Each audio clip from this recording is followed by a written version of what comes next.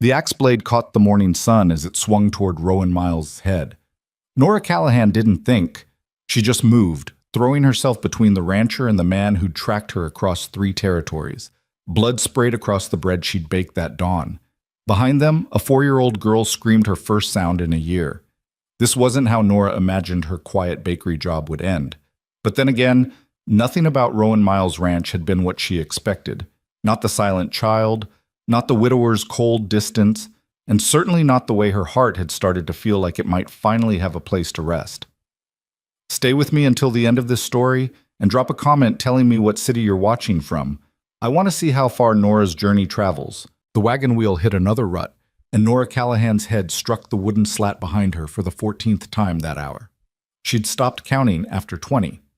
The freight driver, a weathered man named Hutchins who smelled of tobacco and indifference, hadn't spoken since they'd crossed into Montana territory 2 days ago. She preferred it that way. Questions led to answers, and answers led to truths she wasn't ready to share. Through the gap in the canvas cover, she watched the prairie roll past in endless waves of gold and green. Late August sun turned everything amber, and the wind carried the scent of sage and something else, something wild and untamed that made her chest tighten with a feeling she couldn't name. Freedom, maybe. Or just distance from everything she'd left behind. Her fingers traced the scar on her left wrist, hidden beneath her sleeve. 3 months old now, but still angry and red. A reminder of Jeb Rourke's grip, his whiskey-soaked breath in her face, his voice promising things that sounded like devotion but felt like ownership. The night she'd run, she'd left everything, her mother's china, her father's watch, the bakery she'd built from nothing in Silver Creek. Everything except her hands. And hands that could bake bread that made grown men weep could find work anywhere. "Whoa now!" Hutchins called, and the wagon lurched to a stop. "This is it, Miles Ranch." Nora pushed aside the canvas and stepped down, her boots sinking into dust that hadn't seen rain in weeks. Before her stretched a property that looked like it had been carved from the earth by an angry god.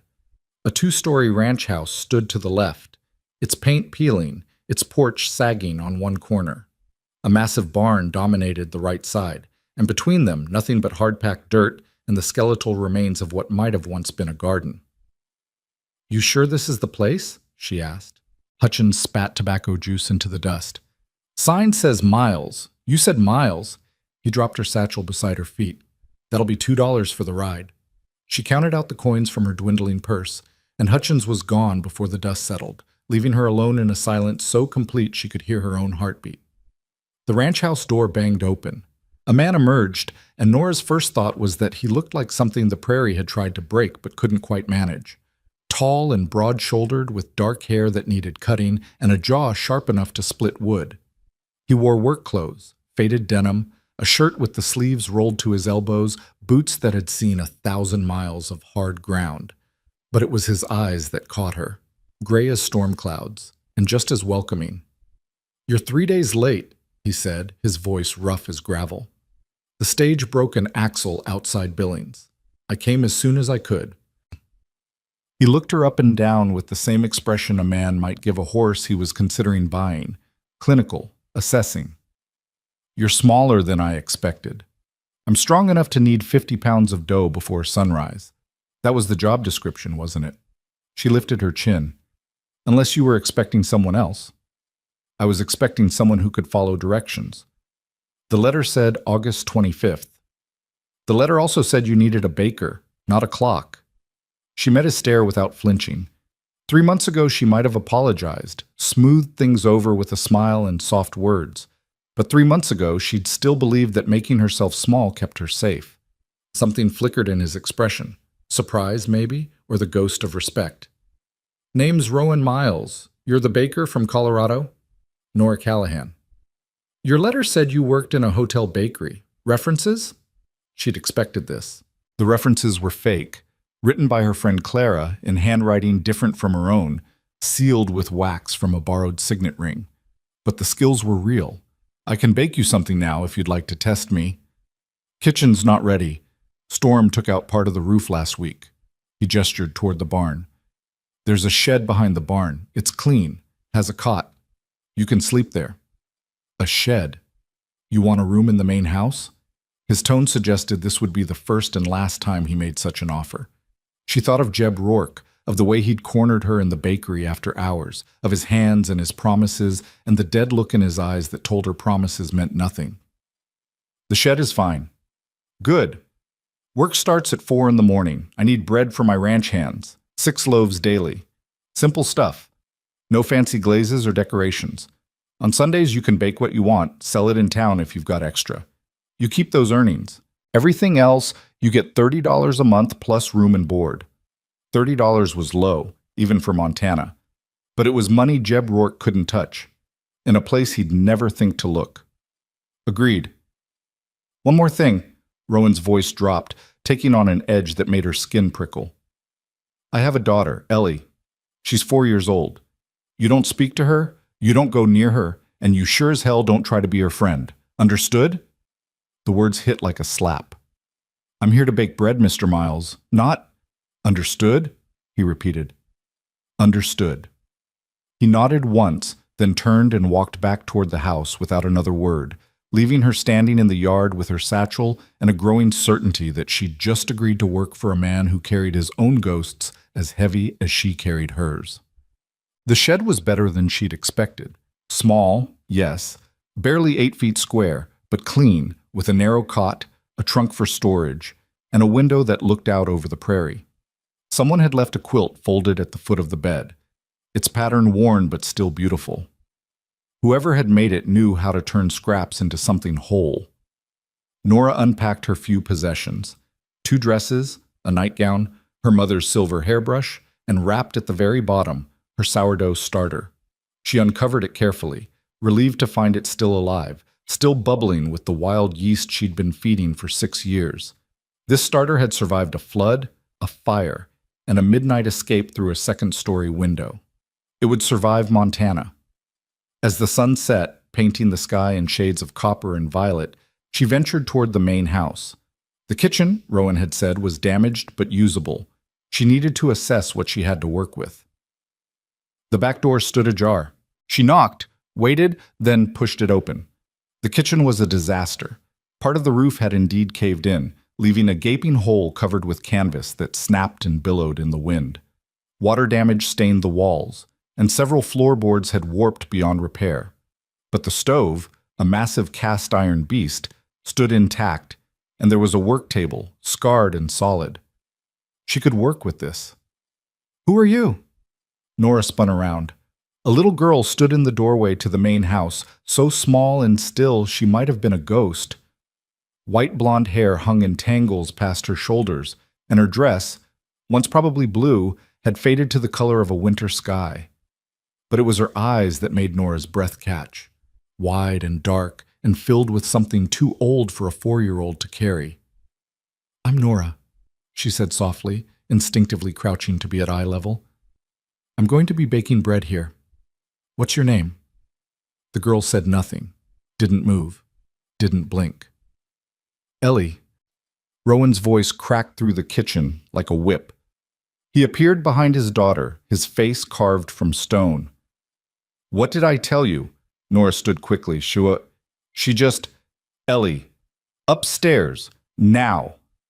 The little girl turned and ran, her bare feet silent on the wooden floors. Rowan advanced into the kitchen, and Nora forced herself not to back away. "I thought I made myself clear, Miss Callahan." She surprised me. I didn't seek her out. My daughter doesn't speak. Hasn't spoken in over a year. She doesn't need strangers trying to fix her, or save her, or whatever it is you think you're doing. His jaw worked. She doesn't need anything except to be left alone. She's 4 years old. She's my daughter. The words came out like broken glass. You work here, you bake, and you stay away from her. That's the agreement. If you can't follow it, you can catch the next wagon out.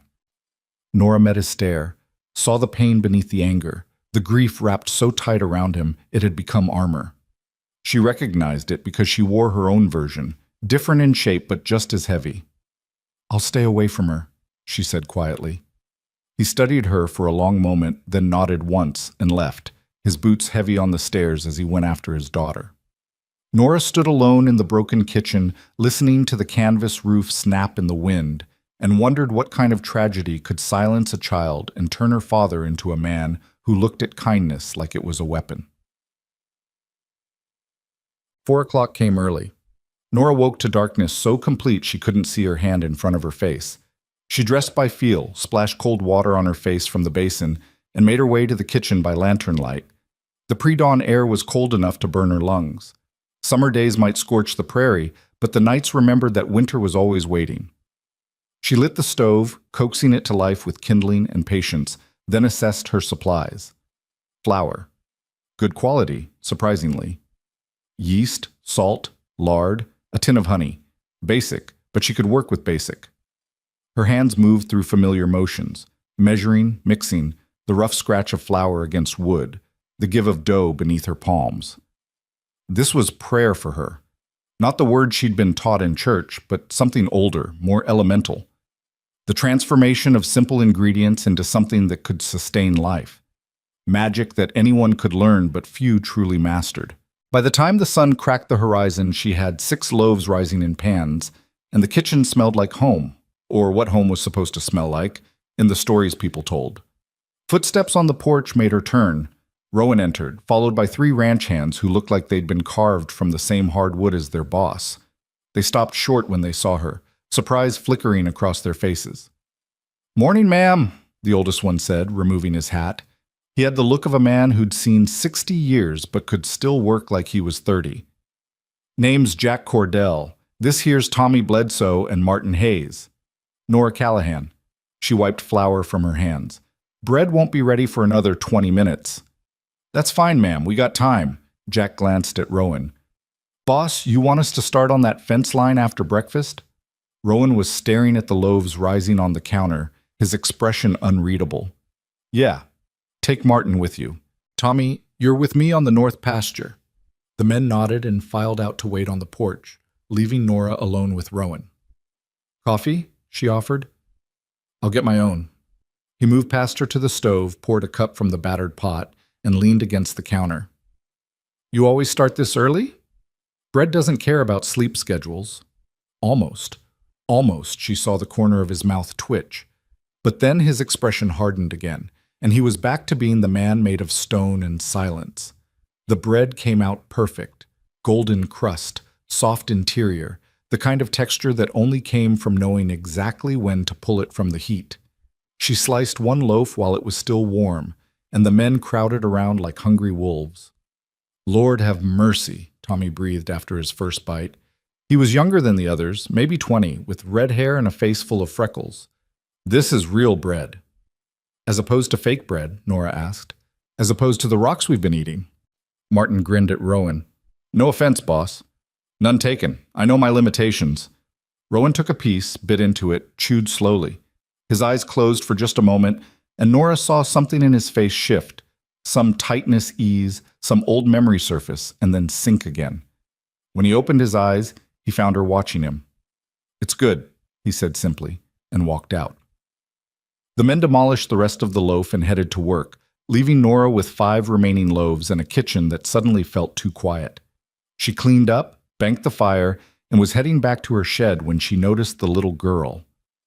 Ellie sat on the porch steps of the main house, her knees pulled to her chest, watching Nora with those 2 old eyes. She wore the same faded dress from yesterday, and her hair still hung in tangles that probably hurt when the wind pulled them. Nora remembered Rowan's warning, remembered the steel in his voice, the pain beneath his anger. But she also remembered being young and lost and hungry for any small kindness. She walked to the kitchen, wrapped one of the remaining loaves in a clean cloth, and carried it to the porch. She didn't approach Ellie directly, just set the bread on the step 3 feet away, nodded once, and walked back to her shed. Behind her, she heard the soft sound of small feet on wood, then silence. That night, when she went to retrieve her cloth, she found it folded neatly on the same step, weighed down with a single white wildflower. The days developed a rhythm. Rise at 4, bake 6 loaves, leave one wrapped in cloth on the porch step. Each morning, Ellie watched from a distance. Each evening, Nora found her cloth returned with something small on top. A wildflower, a smooth stone, once a feather so blue it looked like a piece of sky had fallen. Rowan said nothing, but she felt him watching sometimes, his gaze heavy as he observed his daughter's slow orbit around the baker he'd forbidden her to know. The ranch itself was a study in managed chaos. Rowan ran it with 3 permanent hands and occasional day workers during busier seasons. They raised cattle primarily, with a small horse operation that Jack managed with the devotion of a man who preferred animals to people. The land itself was beautiful in a harsh way. Rolling prairie broken by coulees and rock formations that looked like ancient gods had played dice and left the pieces where they fell. Nora spent her free time working on the kitchen. She patched the roof with Tommy's help, replaced the damaged floorboards, scrubbed years of grime from surfaces that hadn't seen care in too long. The ranch hands watched her work with a mixture of admiration and confusion. "Boss usually hires men for that kind of work," Jack said one afternoon, finding her on a ladder with a hammer. "I'm here. The work needs doing. Seems simple enough." "You're not what we expected." "What did you expect?" He scratched his jaw, looking uncomfortable. "Someone older, I guess. Maybe harder. Boss doesn't usually—" He trailed off. "Doesn't usually what?" "Nothing, ma'am. Just talking out of turn." He handed her a nail. "You need help with that beam?" They worked in companionable silence, and Nora found herself grateful for these men who treated her with a careful respect that felt nothing like the hungry way men in Silver Creek had watched her. Here, she was the baker. Not Nora, the pretty young widow. Not Nora who smiled too much or needed protection or could be convinced with the right words and the right pressure. Just Nora, who made bread and fixed things and wanted to be left alone to rebuild her life one day at a time. 2 weeks into her employment, a storm rolled across the prairie with the inevitability of seasons changing. Nora had seen the clouds building all afternoon, massive thunderheads that turned the sky the color of a bruise.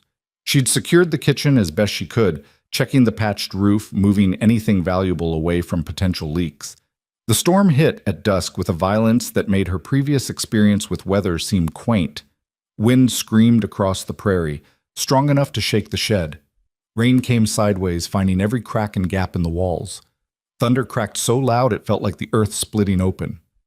Nora huddled on her cot, wrapped in the worn quilt, and tried not to think about the kitchen roof. She'd done her best with the repairs, but her best was self-taught and probably not enough against this kind of fury. A sound cut through the storm, high and terrified, and definitely human. She grabbed her lantern and ran into the rain without thinking, her nightgown soaking through instantly. The sound came again, and she followed it to the barn. The massive door hung partially open, slamming in the wind. Inside, she found Ellie pressed against a stall, her eyes wide with terror, her mouth open in a soundless scream as lightning flashed through the gaps in the walls. "Ellie!" Nora rushed forward, then stopped herself. Rowan's warnings echoed in her head. But the child was terrified, and Nora wouldn't leave her like this. She approached slowly, her hands visible. "It's okay. It's just a storm. It sounds scary, but it can't hurt you in here." Ellie stared at her, shaking. "I get scared too sometimes," Nora said softly, settling herself on the ground a few feet away, close enough to help, far enough to not crowd. "When I was little, my mama used to sing during storms." "Want to know what she sang?" The girl didn't respond, but she wasn't running, so Nora began to hum. A simple melody her mother had sung a lifetime ago. Nothing fancy, just a tune that said, "You're not alone, you're safe, the storm will pass." Slowly, inch by inch, Ellie's shoulders dropped. The fear in her eyes dimmed to wariness, and when lightning flashed again, she didn't scream. "There you go," Nora whispered. "See? It's just noise. Just light. It can't touch you." Footsteps pounded through the rain, and then Rowan was in the doorway, soaked and wild-eyed. His gaze locked on Ellie, then shifted to Nora, and his expression went through a dozen emotions too fast to name. "She was scared," Nora said simply. "I heard her from the shed." He strode forward and scooped Ellie into his arms. The little girl buried her face against his neck, her small fists gripping his shirt. For a moment, father and daughter were a single unit of shared fear and relief. Then Rowan's eyes met Nora's over his daughter's head, and she saw something crack in his expression, some wall he'd built stone by stone beginning to shift. "Thank you," he said, the words rough and low. Then he carried Ellie out into the storm, heading for the main house. Nora sat alone in the barn, shaking from cold and adrenaline, listening to the rain hammer the roof and wondering what she'd just started. What? The morning after the storm dawned clear and scrubbed clean, the kind of day that made you forget the night's violence.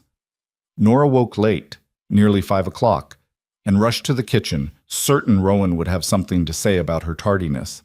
But when she arrived, she found the stove already lit and a pot of coffee brewing. Rowan stood at the counter, attempting to measure flour with the precision of a man defusing a bomb. He looked up when she entered, and something in his expression was different, not soft. This man would probably never be soft, but open, fractionally. "Thought you might want to sleep in," he said. "After last night. I can start." "Finish your coffee first. Bread can wait 20 minutes. She poured herself a cup and leaned against the counter, maintaining a careful distance. They stood in silence, drinking coffee as the sun rose over the prairie, and for the first time since arriving, Nora felt something other than alertness. Not quite peace? Not yet, but maybe the distant promise of it. "Ellie hasn't been in the barn since her mother died," Rowan said suddenly. "Marie, my wife, she loved the horses. Used to take Ellie out there every morning." He stared into his cup. "Marie got sick last winter. Fever. The doctor couldn't—" He stopped, his jaw working. "Ellie was with her when she died. In the barn. She hasn't spoken since." Nora's chest tightened. "I'm sorry. I thought if I kept her away from people, kept things quiet, kept her safe." He shook his head. "I don't know what I thought." "You thought you could protect her from more hurt." He looked at her then, really looked, and she saw the question in his eyes. "How do you know?" "Because I know what it's like to hide from pain. Because I know that sometimes the only control you have is how small you can make yourself. Because I'm doing the same thing, just in a different way." But she said none of this. Instead, she pushed away from the counter. "I should start the bread." Rowan nodded and left her to her work. But something had shifted. Some invisible line had been crossed, and Nora wasn't sure if she should be grateful or terrified. Over the following days, Ellie began to appear more frequently, not approaching directly, but orbiting closer, sitting on the porch while Nora worked in the kitchen, standing at the window of the main house watching the bread rise, once even entering the kitchen doorway before losing courage and fleeing. Rowan no longer warned Nora away. He watched his daughter's gradual emergence like a man watching ice break in spring, hopeful but braced for disaster. 3 weeks into Nora's employment, Ellie appeared in the kitchen at dawn. Nora had her hands buried in dough, kneading with the rhythm she could do in her sleep. She looked up to find the little girl standing just inside the doorway, wearing a clean dress. Someone had been making an effort, and with her hair brushed into 2 neat braids. "Good morning," Nora said, keeping her voice calm and her hands moving. "Don't make a big deal of it. Don't spook her. I'm making bread. Want to watch?" Ellie took 1 step forward, then another. Then she was standing beside the work table, her head barely reaching the surface, watching Nora's hands with an intensity that made her seem older than her years. "This part is called kneading," Nora explained, adjusting her position so Ellie could see better. "You fold it, press it, turn it. Fold, press, turn. It makes the bread strong." Ellie's small hand reached out, hovering over the dough. "Want to try?" Nora asked. The little girl nodded, the first clear response Nora had seen from her. She tore off a small piece of dough and placed it in front of Ellie. "Just like I'm doing. Fold, press, turn." Ellie's hands were tiny and uncertain, but she mimicked Nora's movements with fierce concentration. The dough stuck to her fingers, refused to cooperate, fought her at every turn. But she didn't give up. They worked in silence, woman and child, flour dusting the air between them like snow. After a while, Ellie looked up at Nora with a question in her eyes and pointed at her own misshapen lump of dough. "What should we make with it?" Nora asked. Ellie nodded. "How about—" Nora shaped her own piece into a rough circle with 4 legs. "A horse?" Ellie's face lit up.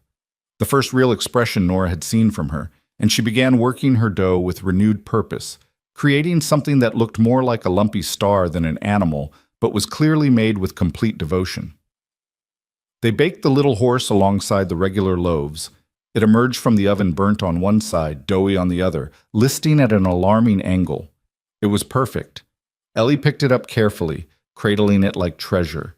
And for just a moment, so brief Nora almost missed it, her lips curved into something that might have been a smile. Rowan appeared in the doorway, and Nora's heart jumped. But he wasn't angry. He was staring at his daughter like he was seeing her for the first time in a year, and his expression held such naked hope it hurt to witness. Ellie ran to him, holding up her creation, and he dropped to one knee to examine it with the seriousness it deserved. His voice cracked. That's really good, sweetheart. Ellie pressed the bread horse into his hands, and Rowan closed his fingers around it carefully, like it was made of glass instead of flour and water and a little girl's determination. When he looked up at Nora, his eyes were bright with something that might have been tears, and he mouthed 2 words. Thank you. Nora turned back to her work, her own throat tight, and wondered when exactly she'd stopped being just the baker and become something more complicated, something dangerous, something that felt entirely too much like belonging. The old stone oven sat behind the barn, forgotten and crumbling. Nora discovered it during one of her exploratory walks around the property. It was the kind of oven her grandmother had used, built from river rock and clay, designed to hold heat for hours and bake bread with a quality the cast iron stove could never quite match. It was also completely unusable. The roof had collapsed, half the stones had shifted, and birds had nested in the firebox for what looked like several generations.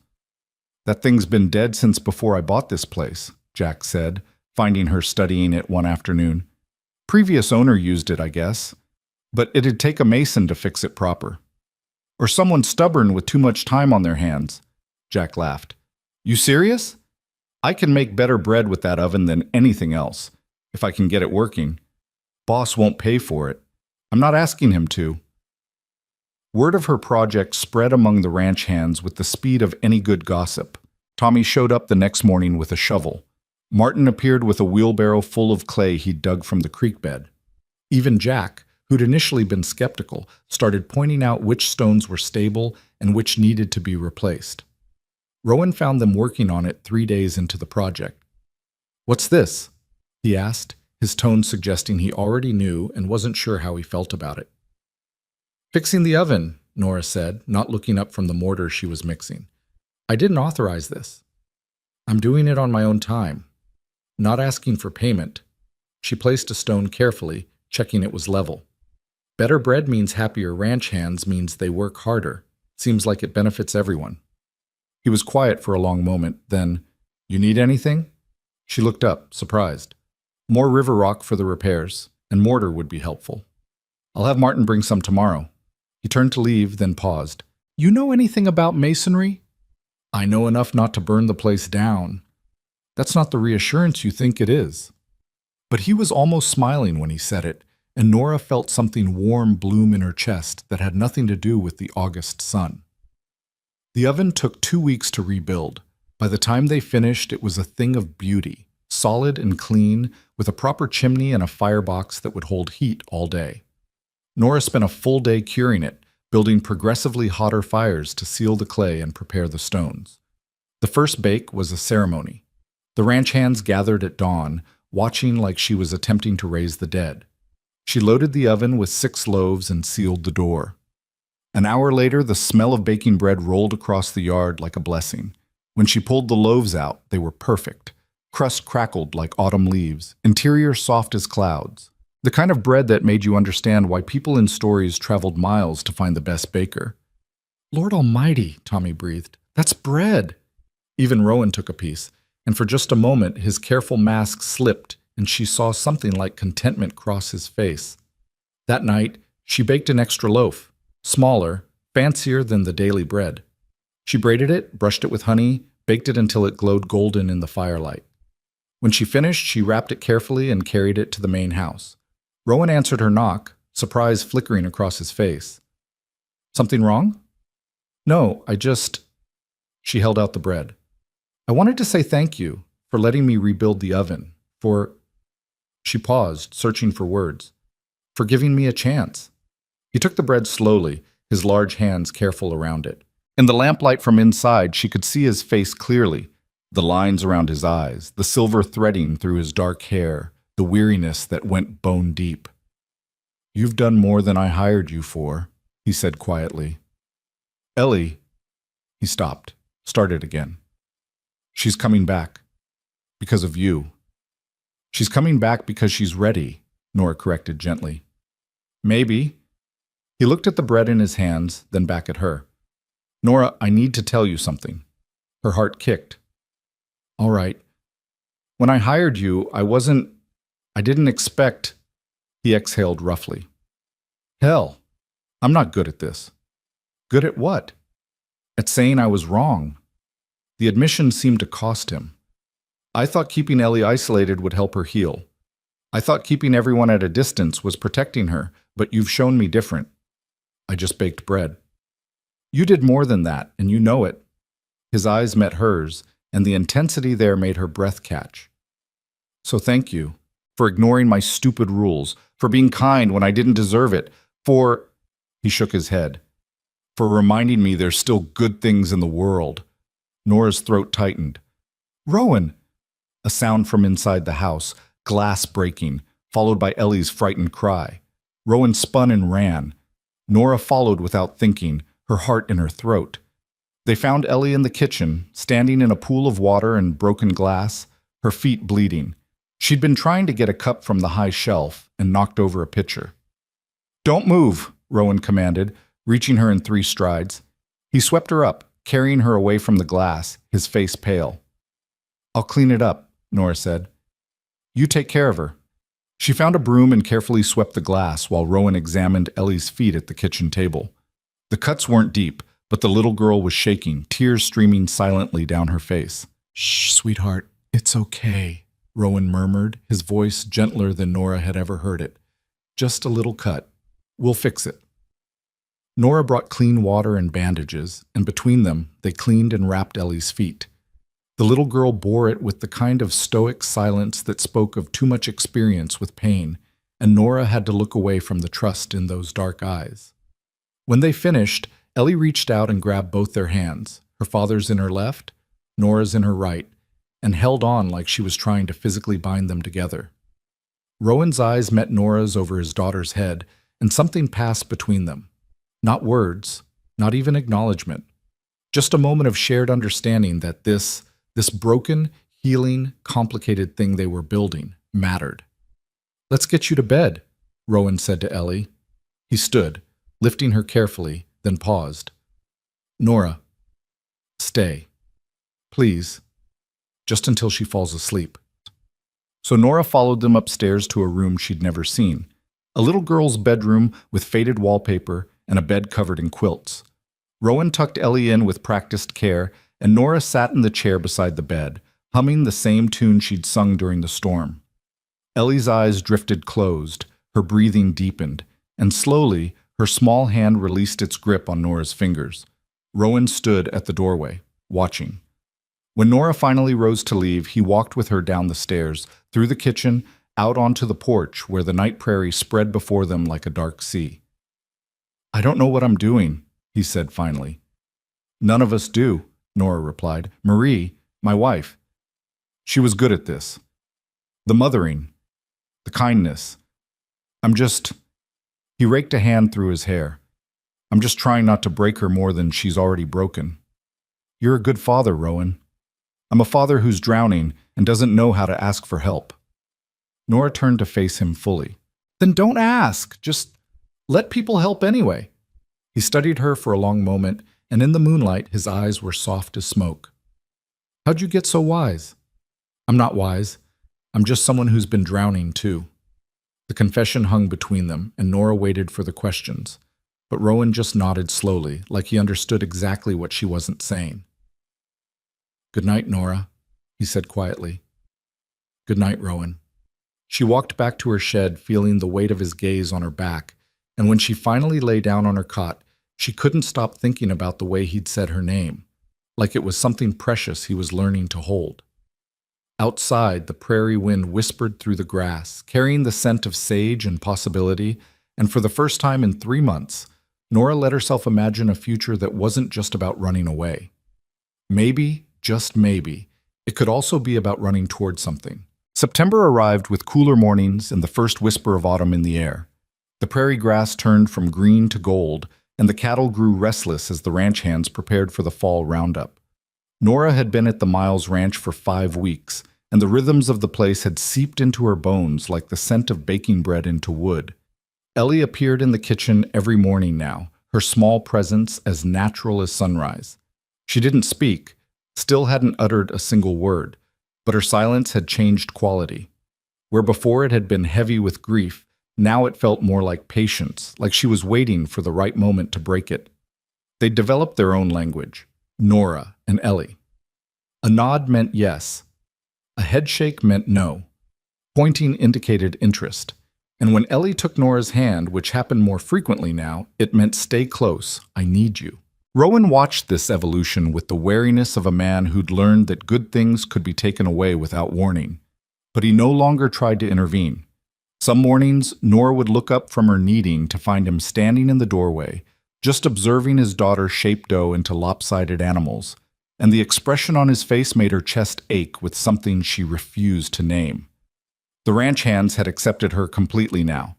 Tommy brought her wildflowers he swore weren't for courting purposes, but just because the kitchen looked bare.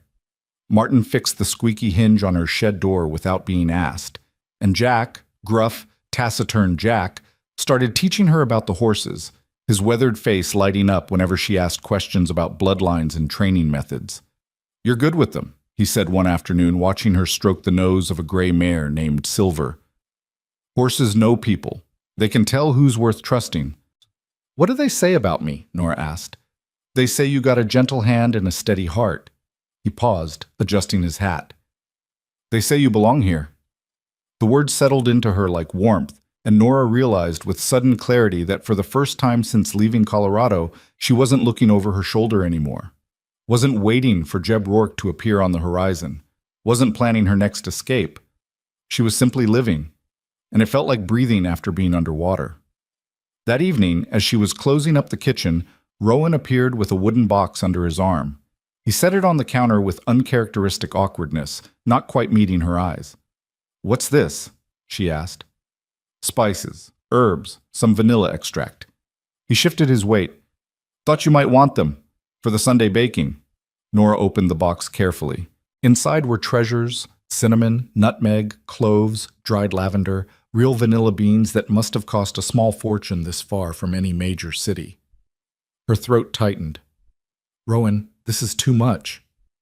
"It's not too much." He finally looked at her, and something in his gray eyes made her pulse quicken. "You've been here over a month. You work harder than I pay you for. He stopped, started again. "You've given my daughter back to me. Some spices don't even begin to cover that debt." "There's no debt." "There is to me." He reached out, almost touched her hand, then pulled back as if catching himself. "Nora, I want you to know that you're not just the baker here. You're—" He struggled with the words. "You're part of this place now, part of what makes it work. And I don't want you thinking you have to leave when the 2 months are up." Her heart stuttered. "You want me to stay?" "If you want to stay." His voice was rough. "I can pay you more. 40 a month. You can have a room in the main house if the shed's too cold come winter, or we can build you something better. Whatever you need." What she needed was standing right in front of her, but Nora couldn't say that, wouldn't say that, because wanting things, wanting people, had only ever brought her pain. "I'd like to stay," she said carefully. "The shed's fine, and 40 a month is more than generous." Relief washed over his face. "Good. That's good." He lingered, like there was more he wanted to say, then nodded once and left her alone with a box of spices and a heart that was beating entirely too fast.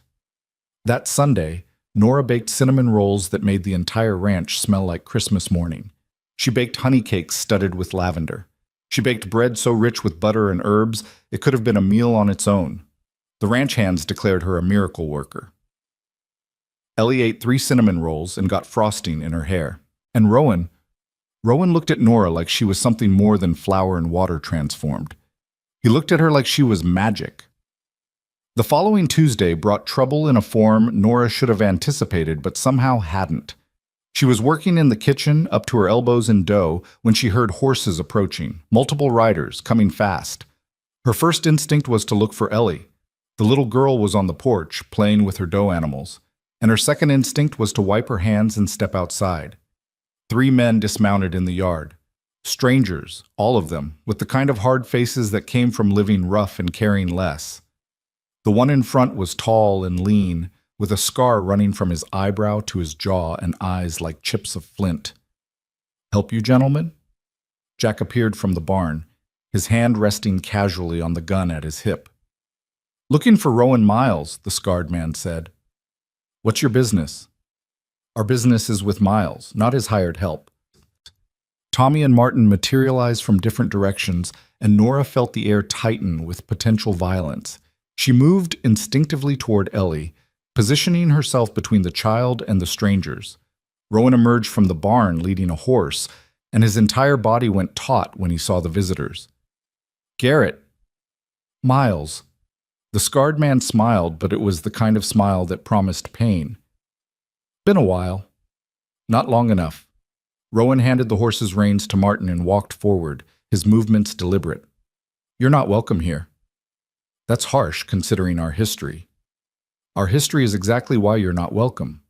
Rowan stopped 10 feet from Garrett, his stance wide, balanced, ready. "Say what you came to say and get off my land." Garrett's eyes drifted past Rowan to the house, to the porch, to where Nora stood with her arm around Ellie. His smile widened. "Heard you got yourself a new wife. Didn't take you long." "She's not my wife. She's my baker." The words came out flat and hard. "And she's none of your concern." "Pretty thing. Your taste improved." Garrett's gaze lingered on Nora in a way that made her skin crawl. "Though I gotta say, Miles, you always did have a talent for finding women who don't belong in places like this." Rowan took a step forward, and Jack immediately moved to flank him.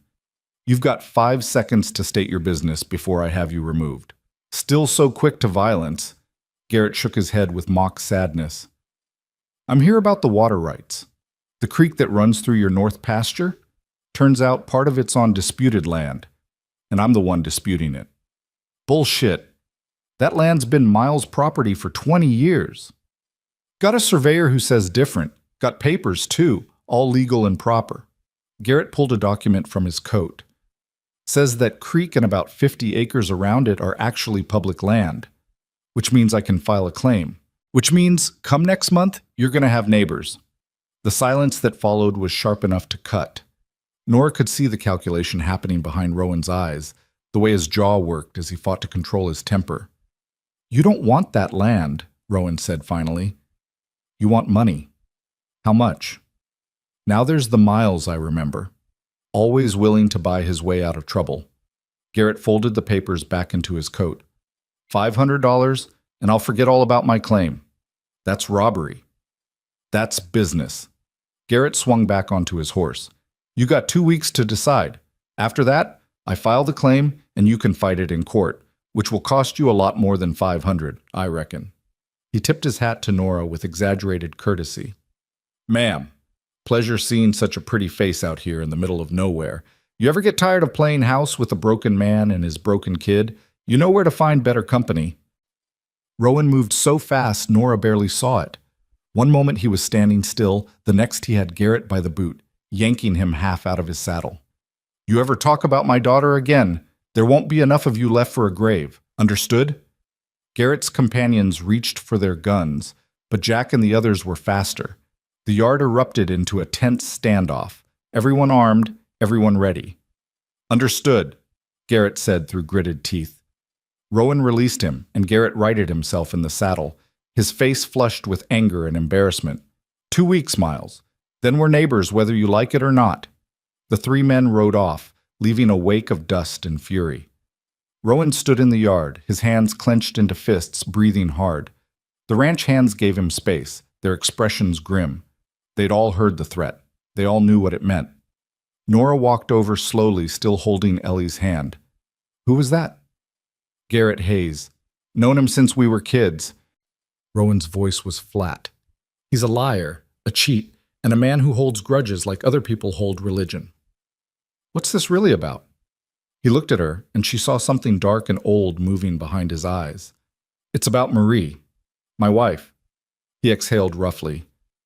Garrett wanted to marry her. I married her instead. He's hated me for 15 years because of it. And now he's using the law to punish you. Now he's using the law to take everything I built. Rowan crouched down to Ellie's level, managing a smile that didn't reach his eyes. Hey, sweetheart. You okay? Ellie nodded, but her face was pale, her earlier happiness completely erased. Go inside with Nora. I need to talk with the men. But Ellie shook her head and wrapped her arms around her father's neck, holding on tight. Rowan's eyes closed briefly, and when he lifted her, it was with the careful tenderness of a man holding the only thing that mattered. All right, he murmured. All right, you can stay. The ranch hands gathered around, and Nora stepped back to give them privacy. But Rowan stopped her with a look. You should hear this too. So she stayed, listening as they discussed options. The land claim was probably bogus, but proving it would require lawyers and time and money Rowan didn't have. $500 was a fortune, but losing the water rights to the north pasture would cripple the ranch. I got about 100 saved, Jack offered. You can have it. I got 50, Tommy added. Boys, I can't. You can and you will, Martin interrupted. This ranch is our home too. We're not going to stand by while some bastard takes it from us. Rowan's throat worked. That still leaves 300 I don't have. What about selling some cattle? Nora asked. Market's down. I'd have to sell at a loss, and even then... He shook his head. It's not enough time. They talked in circles for another hour, but no solution emerged. Eventually the hands drifted back to work, their faces troubled, and Rowan carried Ellie inside, leaving Nora alone in the yard with her thoughts spinning. $500. It might as well have been 5,000. But as she walked back to the kitchen, an idea began to form. Dangerous. Probably stupid, but possible. She had skills. She had an oven that could produce bread better than anything in 3 counties. And she had exactly 2 weeks. That night, after Ellie was asleep and the ranch had gone quiet, Nora knocked on the door of the main house. Rowan answered, looking exhausted. He'd removed his shirt, and she could see the tension in his shoulders, the weariness carved into every line of his frame. Something wrong? He asked. I want to help. Nora, let me finish. She took a breath. I can bake. You've seen what I can do. What if I took orders? Special breads, cakes, pastries. There's a town 20 miles south, Copper Ridge. It's bigger than the local settlement, has more people with more money. I could sell there. That's a good thought. But even if you sold out every day, you couldn't make $300 in 2 weeks. What if I wasn't alone? What if we all worked together? The plan crystallized as she spoke. Jack knows people with horses to sell. Martin could advertise in town. Tommy could help with deliveries.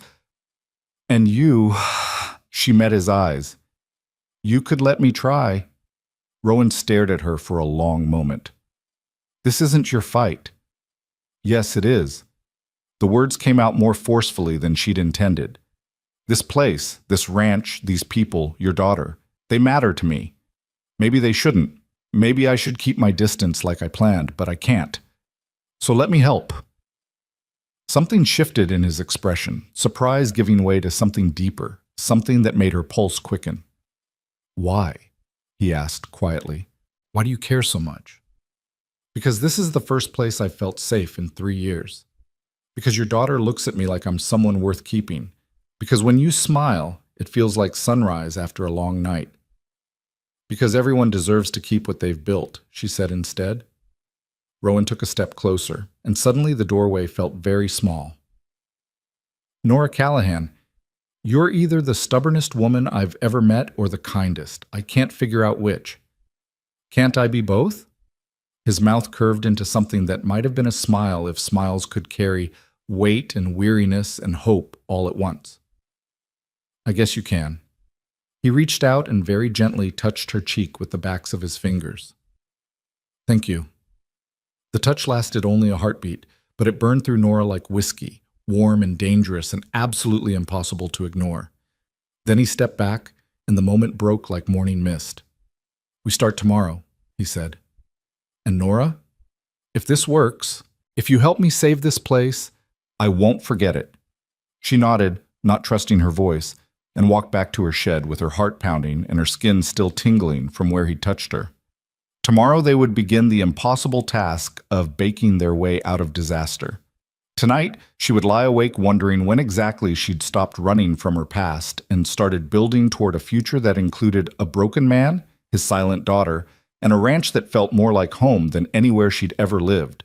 The next 2 weeks became a blur of flour and fire and determination. Nora woke at 3 instead of 4, maximizing every possible hour. She baked regular bread for the ranch, then spent the rest of the day creating specialty items: braided honey loaves, herb focaccia, cinnamon swirl bread, fruit tarts, butter cookies that melted on the tongue. The stone oven ran hot from dawn until dusk, and the kitchen became a factory of delicious chaos. Ellie appointed herself chief assistant. She rolled dough, shaped cookies with fierce concentration, and developed an uncanny ability to know exactly when something was 30 seconds from burning. The little girl still didn't speak, but her presence was a constant source of comfort, like having a small, determined shadow. The ranch hands threw themselves into the effort with startling enthusiasm. Jack rode to neighboring ranches, spreading word about Nora's baking and taking orders. Martin printed flyers on an old press in town, advertising the best bread in Montana, Miles Ranch Special. Tommy built crates for transport and made daily runs to Copper Ridge, returning with orders that grew larger each time. And Rowan transformed into something Nora hadn't seen before. Not the grieving widower or the protective father, but a man fighting for something with every ounce of strength he possessed. He handled the business side, negotiating prices, managing accounts, working numbers by lamplight long after everyone else had gone to bed. They fell into a rhythm, the 5 of them plus the ranch hands, moving like parts of a single machine. Sometimes Nora would look up from her kneading to find Rowan watching her with an expression that made her breath catch. Sometimes their hands would brush when he helped her carry supplies, and the contact would linger a heartbeat too long to be accidental. Something was building between them, as inevitable as dough rising, as undeniable as fire spreading through dry grass. But there was no time to acknowledge it, no time for anything except work. By the end of the first week, they'd made $87. It wasn't enough, but it was progress.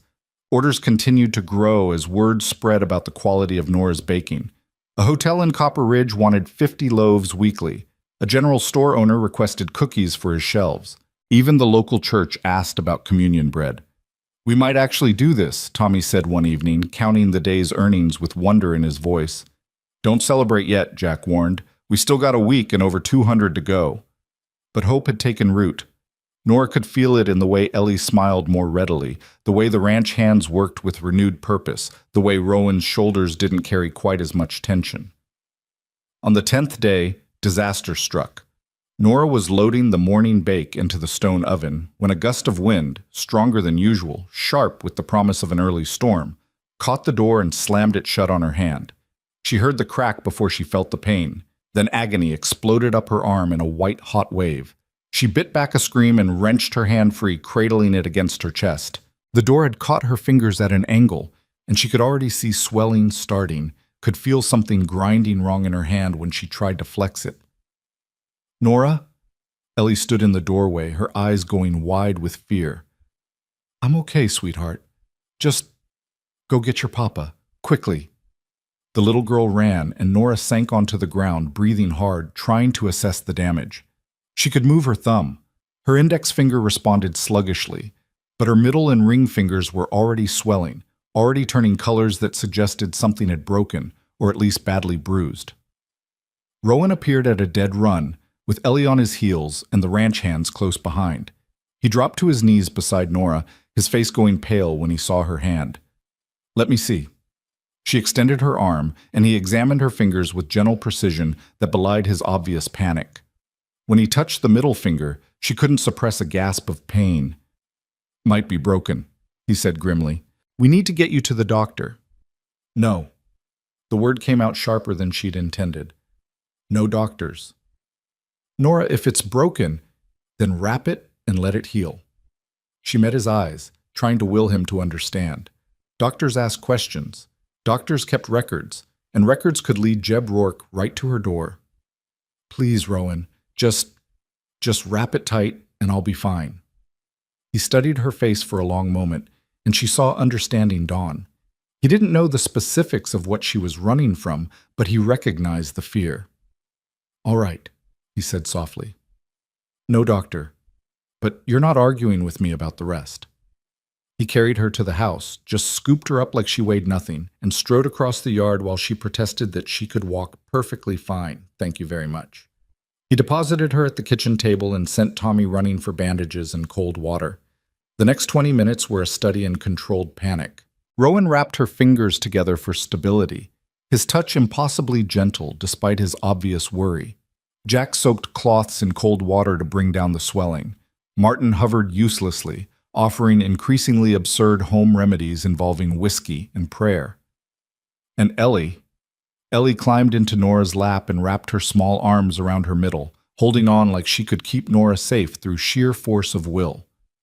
I'm okay, Nora murmured, stroking the girl's hair with her good hand. Just clumsy. I'll be more careful. But everyone in the room knew what this meant. Without her dominant hand, Nora couldn't knead dough properly, couldn't shape intricate pastries, couldn't maintain the pace they needed to reach their goal. After the men left, Rowan pulled a chair close and sat watching her with haunted eyes. We'll figure something else out, he said. There is no something else. We have 4 days left and need almost $200. Then I'll sell the cattle at a loss. I'll mortgage the land. You'll let me keep working. She lifted her bandaged hand. It's not my writing hand. I can still roll dough, still manage the oven, still do most of what needs doing. I just need help with the heavy kneading. Nora, I'm not stopping. Her voice carried a steel she'd learned in the weeks since leaving Colorado. This ranch matters too much. Your daughter matters too much. She paused, then added softly, You matter too much. The words hung between them, impossible to take back, too honest to ignore. Rowan's hand came up slowly, cupping her face with a tenderness that made her throat tight. You scare the hell out of me, Nora Callahan. Why? Because I'm starting to need you, and needing people, his voice rough. Needing people means you can lose them. You won't lose me. You don't know that. Neither do you. She turned her face into his palm. But we could spend our whole lives afraid of what might happen, or we could just live. For a moment she thought he might kiss her, saw the wan in his eyes, felt the tension coiled in his frame, but then Ellie stirred in her lap, and Rowan pulled back, the moment fracturing. Get some rest, he said, standing abruptly. Tomorrow, we'll figure out a new plan. He left before she could respond, and Nora sat in the growing darkness with his daughter sleeping in her arms, wondering if there would ever be a right time for the impossible things building between them. The next 3 days were brutal. Nora worked with her hand bandaged, adapting her technique, pushing through pain that made her eyes water. Rowan took over the heavy kneading, his larger hands awkward with the dough, but learning quickly. Ellie became quality control, tasting everything with the serious expression of a professional critic, and somehow, impossibly, they maintained their output. Orders kept coming. The hotel increased their request to 75 loaves. A wealthy rancher's wife wanted an elaborate birthday cake for her husband. The church commissioned bread for a wedding. By the 13th day, they'd reached $430. By the 14th day, the last possible day, they had $487, $13 short. They gathered in the kitchen at sunset, all of them exhausted, flour-dusted, running on determination, and not much else. We could ask for more time, Martin suggested. Garrett won't give it, Rowan said flatly. He wants this land. The money's just his way of making it legal. Then we go to Copper Ridge tonight, Tommy said. I'll ride hard, see if anyone's buying. It's too late. Stores are closed. They sat in heavy silence, defeat settling over them like dust.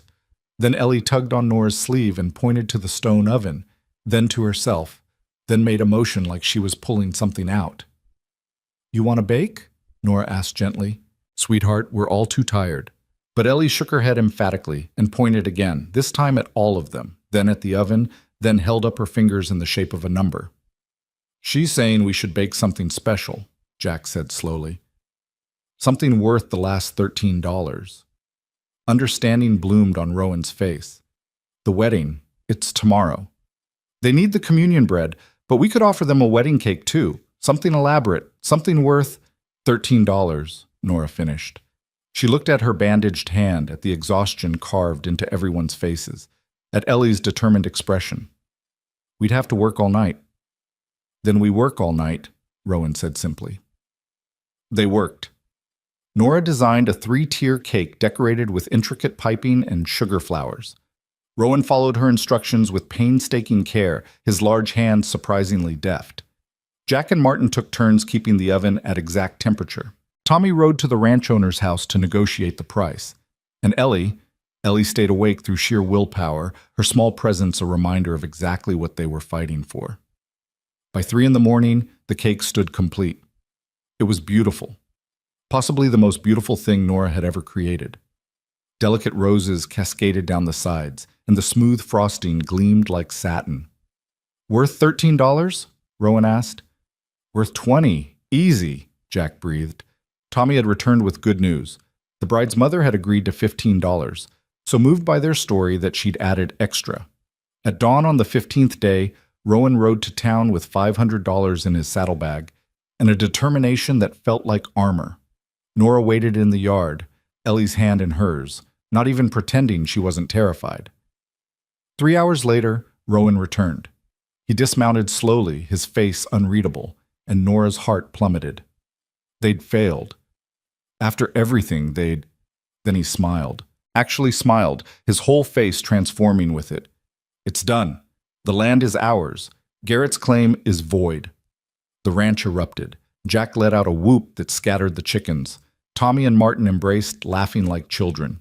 Ellie jumped up and down, her face split by the widest grin Nora had ever seen.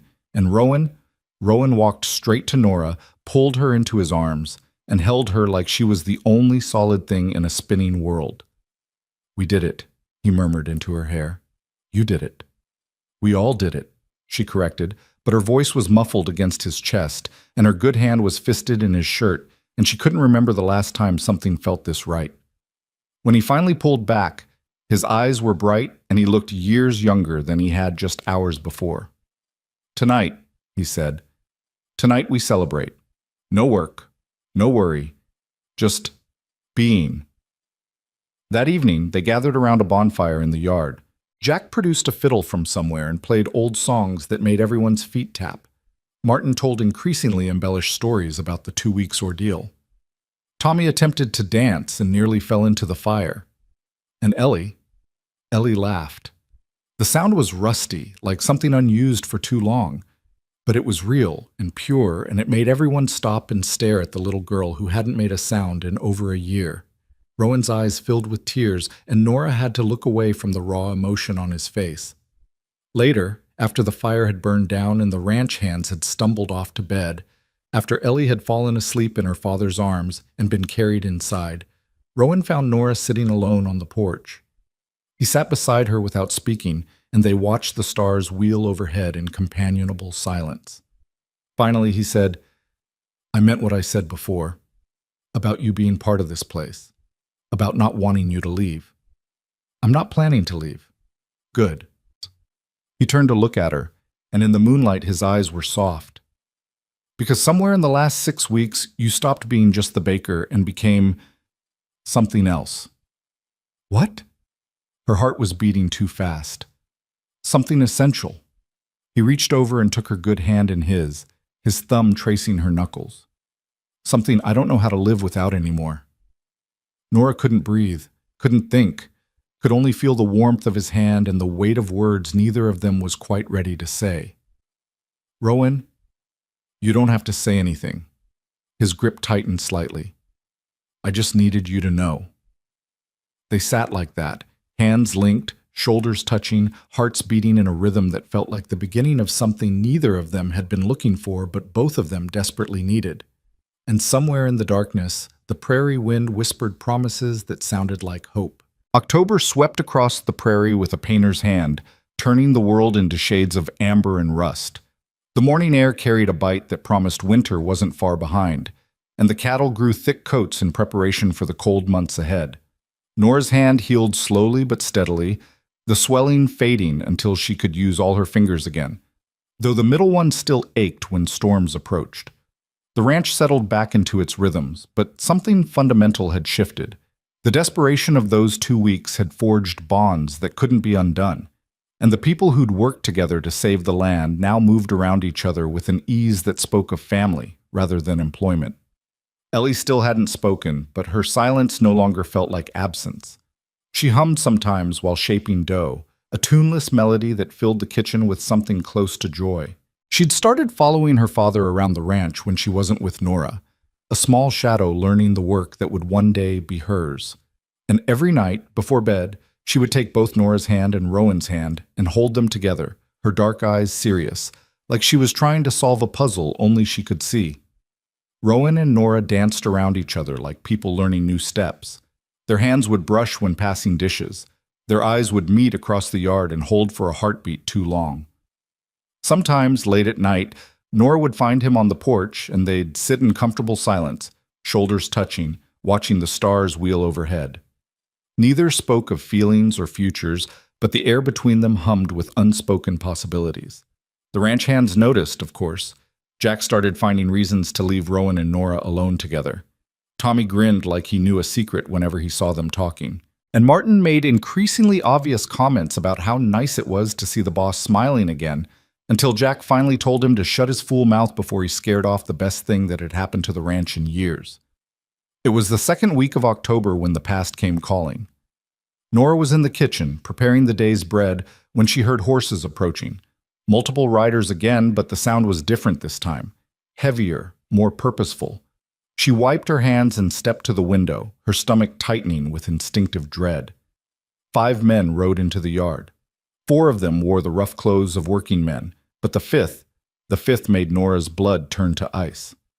Jeb Rourke sat astride a bay gelding, his hat pulled low, his heavy frame unmistakable even at a distance. He'd tracked her. Somehow, despite her careful disappearance, despite the 3 territories between them, he'd found her. Her first thought was to run. Her second thought was Ellie, who was upstairs in the main house. Her third thought was Rowan, who was somewhere in the north pasture and had no idea danger had just ridden onto his land. She stepped back from the window, her mind racing. She could hide, could stay quiet until they left. The kitchen door slammed open.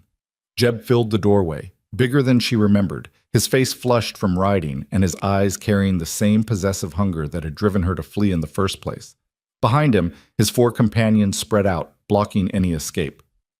"There you are," Jeb said, his voice carrying a satisfaction that made her skin crawl. "Been looking for you for 3 months, Nora. 3 goddamn months." She forced herself to stand straight, to meet his gaze without flinching. "You have no right to be here." "No right?" He laughed, the sound harsh. "I got every right. You're my woman. Promise to me. You running off don't change that." "I never promised you anything. I told you no a dozen times." "Your mouth said no, but—" He stepped closer, and Nora instinctively backed up until she hit the counter. "But I know what you really wanted. You were just playing hard to get. Women do that." "I wanted you to leave me alone." Her voice shook despite her efforts to control it. "I want you to leave me alone now." "Can't do that." He reached out and she jerked away from his touch. His expression darkened. "Don't make this difficult, Nora. You belong in Silver Creek, with me. I got the bakery all ready for you. Got a house picked out. We can get married next week. Put all this foolishness behind us." "I'm not going anywhere with you." "You don't got a choice." His hand shot out faster than she expected and grabbed her wrist. His fingers dug in hard enough to bruise, and Nora gasped. "I've been patient. I've been understanding, but my patience is done. Let go of me. Not until you She said let go. Rowan's voice cut through the kitchen like a blade.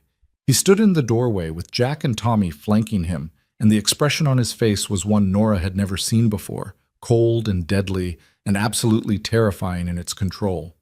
Jeb turned, still holding Nora's wrist, sizing up the 3 men with the arrogance of someone who'd brought his own reinforcements. "This ain't your business, friend." "The hell it isn't." Rowan's gaze flicked to where Jeb's hand gripped Nora, and something dangerous shifted in his eyes. You're on my land, touching my employee. That makes it my business. Your employee? Jeb laughed. That's a nice way of putting it. Though I heard you got yourself a whole setup here. Playing house with a ready-made family, using my woman to do it. I'm not your woman, Nora said, trying to twist her wrist free. Jeb's grip only tightened. Nora, did you invite this man here? Rowan asked, his voice eerily calm. No. Do you want him here? No. Then he's trespassing. Rowan took a step forward. You got 5 seconds to remove your hand from her and get off my property. Jeb sneered. Or what? You gonna fight me? Fight all 5 of us? He gestured to his companions. I got numbers on my side, friend. Numbers don't mean shit when you're in the wrong. Jack's hand rested on his gun. And you're definitely in the wrong. The tension in the kitchen ratcheted up to breaking point. Nora could feel Jeb's anger radiating off him in waves, could see his companions shifting nervously, could sense the violence coiling in the air like a spring wound too tight. Jeb, please, she tried one more time. Just leave. There's nothing for you here. You're here. That's everything. He pulled her closer, and she could smell the whiskey on his breath, could see the obsession burning in his eyes. I love you, Nora. Don't you understand that? Everything I've done for you. That's not love. The hell it isn't. His free hand came up to her face, and she flinched away. I can make you happy. I can give you everything you need. You just gotta stop being so stubborn and... Rowan moved. One moment he was standing by the door, the next he was across the kitchen, ripping Jeb's hand from Nora's wrist and shoving him back with enough force to send him stumbling. Nora barely had time to register what was happening before Jeb recovered and swung. His fist connected with Rowan's jaw with a crack that made Nora's stomach turn. But Rowan barely moved, just absorbed the hit and came back with his own punch that split Jeb's lip and sent blood spraying across the floor. Then all hell broke loose. Jeb's companions rushed forward, and Jack and Tommy met them with equal fury. The kitchen erupted into chaos, fists flying, bodies slamming into furniture, the sound of breaking wood and shouted curses. Nora pressed herself against the wall, her heart in her throat, watching Rowan and Jeb trade blows with a violence that spoke of something more than just this moment. Rowan was fighting for her, fighting to protect her, fighting with a ferocity that said he'd die before letting anyone take her away. Jeb was bigger, heavier, but Rowan was faster, angrier, and fighting with the kind of desperation that came from having already lost too much. He landed a punch to Jeb's ribs that made the bigger man grunt, then followed with an uppercut that snapped his head back. But Jeb wasn't going down easy. He grabbed Rowan around the middle and they crashed through the table, splintering wood beneath them. They rolled, each trying to gain advantage until Jeb ended up on top, his hands going for Rowan's throat. No! Nora screamed, looking frantically for something, anything. Her hand closed around a cast-iron skillet. She didn't think, just swung with every ounce of strength she possessed, connecting with the side of Jeb's head with a clang that reverberated up her arms. He toppled sideways, dazed, and Rowan scrambled up, breathing hard. For a moment, silence. Everyone frozen, staring at Nora with the skillet still raised, her chest heaving, her eyes wild. Then Jeb moved, reaching for something at his belt, and Nora saw the knife a second before he pulled it free. Enough! The word came from the doorway, and everyone turned to see Martin standing there with a rifle leveled at Jeb's chest. His hands were steady, his expression grim. Drop the knife and get out, or I put a hole in you that won't heal. Jeb looked around the kitchen, at his companions nursing various injuries, at Rowan ready to go another round despite the blood on his face, at Jack and Tommy blocking the exits, at Nora holding the skillet like a weapon, at Martin with the rifle that promised death if he moved wrong. This ain't over, he spat, blood dripping from his split lip. Yeah, it is. Rowan's voice was rough. You come back here, you so much as think about Nora again, and I'll kill you. That's not a threat. That's a promise. Something in Rowan's tone must have convinced Jeb because he finally dropped the knife, his face ugly with rage and defeat. She ain't worth dying for.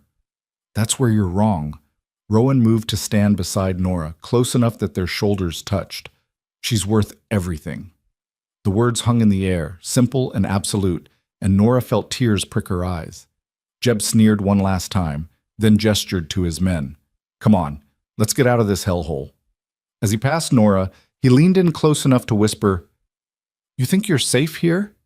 You think he'll keep wanting you when he learns what you really are?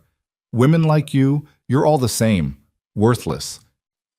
Then he was gone, his companions limping after him, the sound of their horses fading into the distance. The kitchen looked like a tornado had hit it.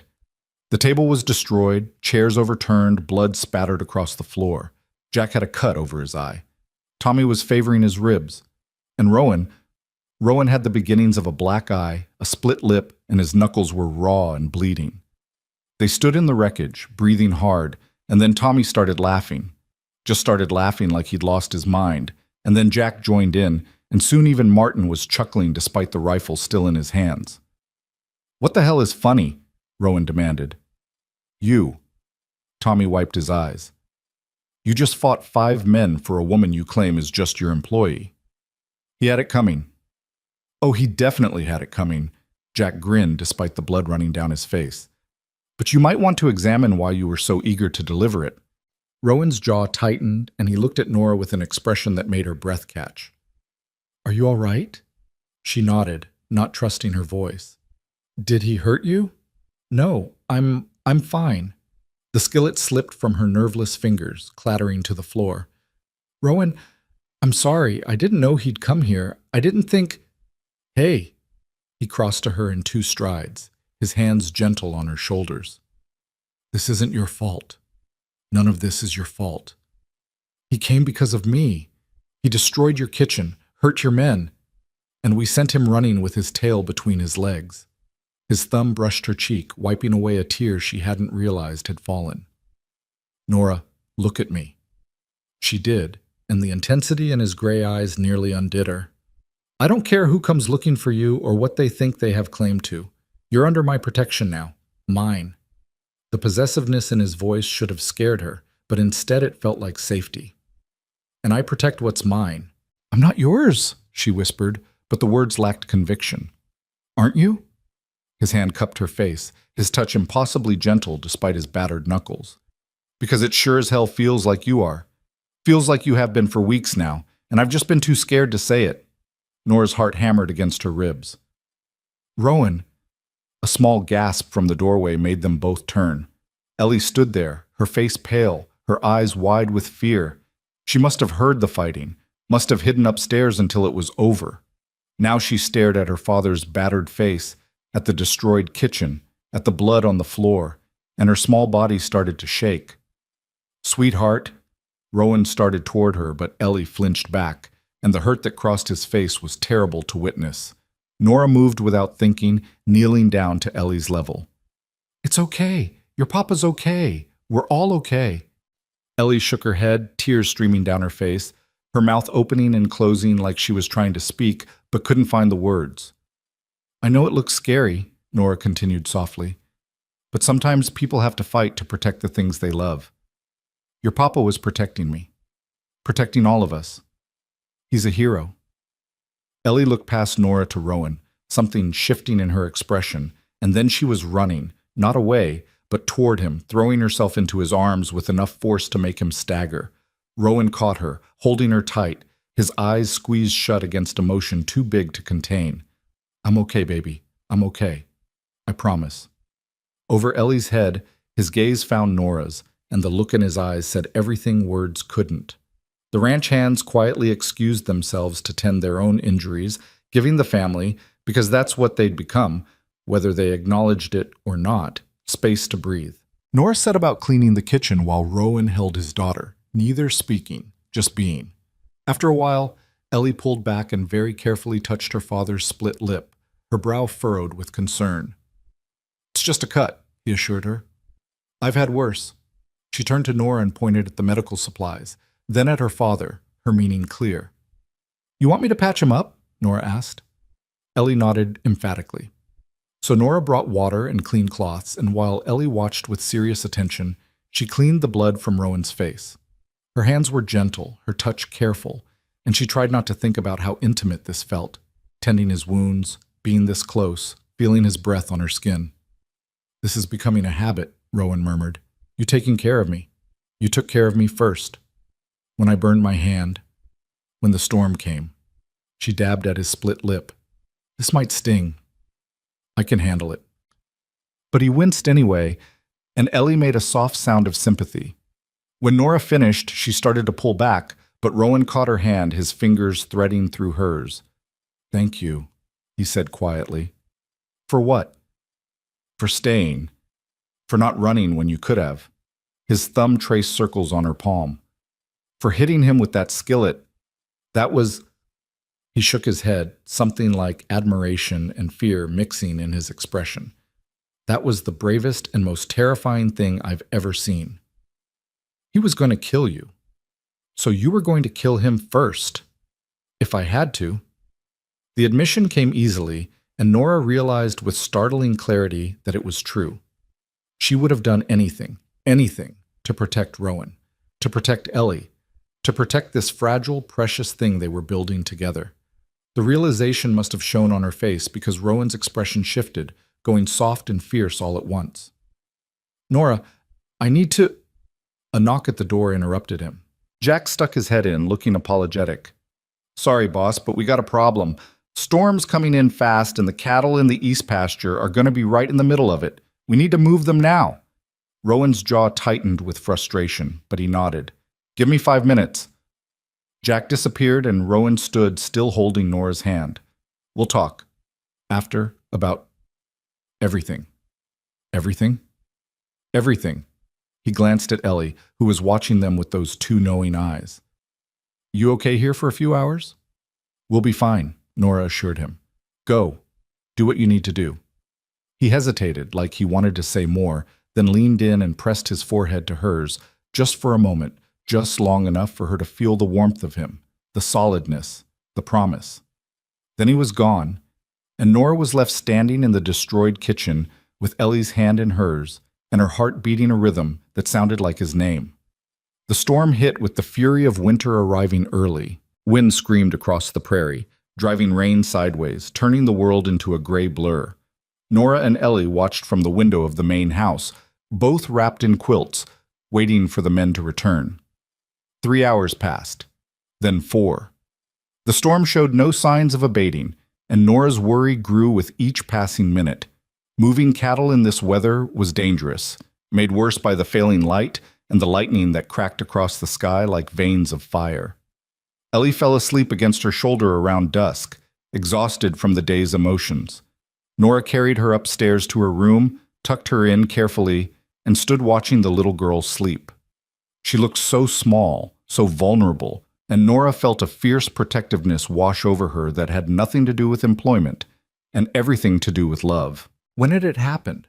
When had Ellie stopped being Rowan's daughter and become simply hers? When had this child worked her way into Nora's heart so completely that the thought of leaving felt like amputation? She didn't know, couldn't pinpoint the exact moment. But it had happened, as inevitable as seasons changing, as undeniable as the storm raging outside. Downstairs, she rebuilt the fire and made coffee, needing something to do with her hands.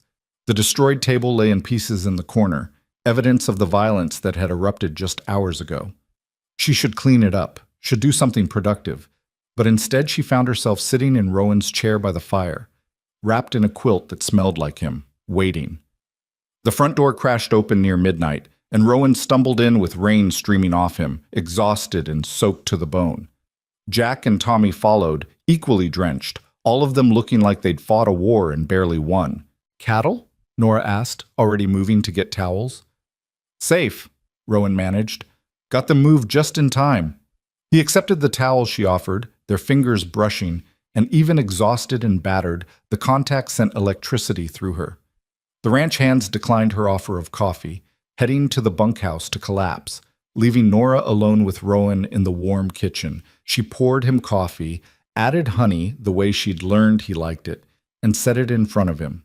He wrapped his hands around the mug, his knuckles bruised and raw, and stared into the dark liquid like it held answers. Ellie? He asked finally. Asleep upstairs, she was worried about you. And you? Nora met his gaze across the table. I was terrified. I'm sorry. Don't be. She sat down across from him. I know what you do is dangerous. I know there are risks. She paused, searching for words. I can't lose you. Either of you. Rowan set down his mug with deliberate care. Nora, we need to talk about what happened today. I know. That man, Jeb, he's the reason you left Colorado.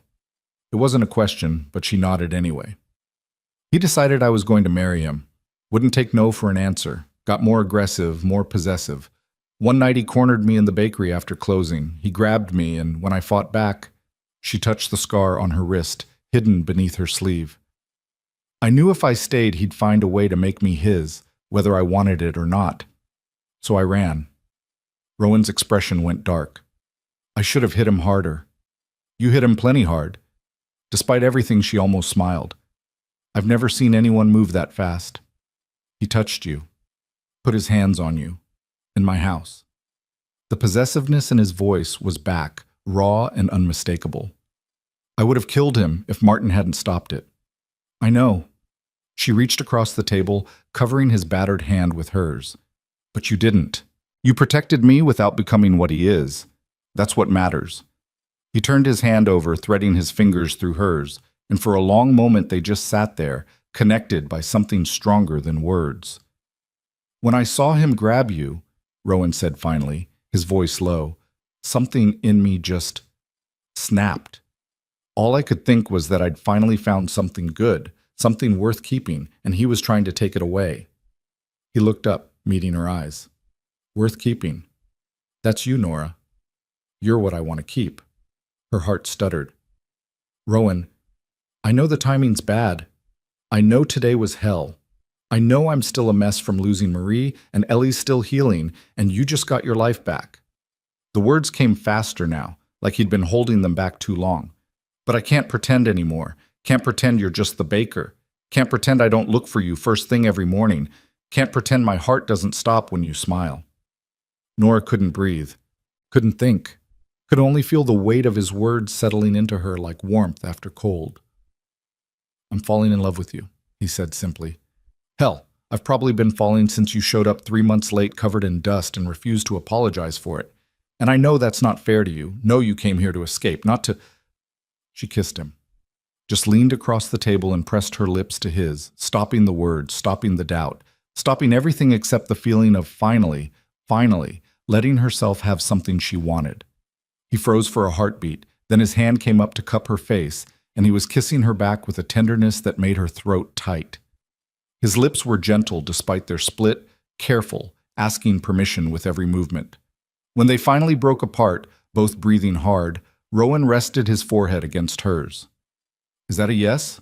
He asked, his voice rough. That's a yes. She pulled back enough to see his face. I'm falling in love with you too, with you and Ellie and this whole impossible place. I didn't mean to. I tried not to, but sometimes things happen whether we plan them or not. Yeah. She smiled, feeling lighter than she had in years.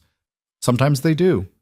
He kissed her again, slower this time, deeper, and Nora let herself sink into it, let herself believe that maybe, she could have this, could have happiness, could have a future that wasn't defined by running away. When they finally pulled apart, Rowan's eyes were bright, and he looked younger than she'd ever seen him, like someone had lifted a weight he'd been carrying for too long. Stay, he said. Not as the baker, not as an employee. Stay as... He paused, searching for the right words. As mine, as Ellie's, as part of this family. Nora thought of the life she'd left behind in Colorado, the bakery, the routine, the safety that had turned into a cage. Then she thought of this place, this ranch, these people who'd fought for her without hesitation. She thought of Ellie's small hand in hers, of bread rising in the dawn light, of Rowan's rare smiles and the way he said her name like it meant something. I'll stay, she whispered, for as long as you'll have me. Then that's forever, he said simply, and kissed her again to seal the promise. Outside, the storm raged on, but inside, surrounded by warmth and the smell of coffee and the solid presence of the man she loved, Nora finally felt safe. They fell asleep in Rowan's chair, tangled together like people who'd been doing it for years instead of hours. Nora woke at dawn to find Ellie standing in front of them, her dark eyes moving between her father and Nora with an expression that looked remarkably like satisfaction.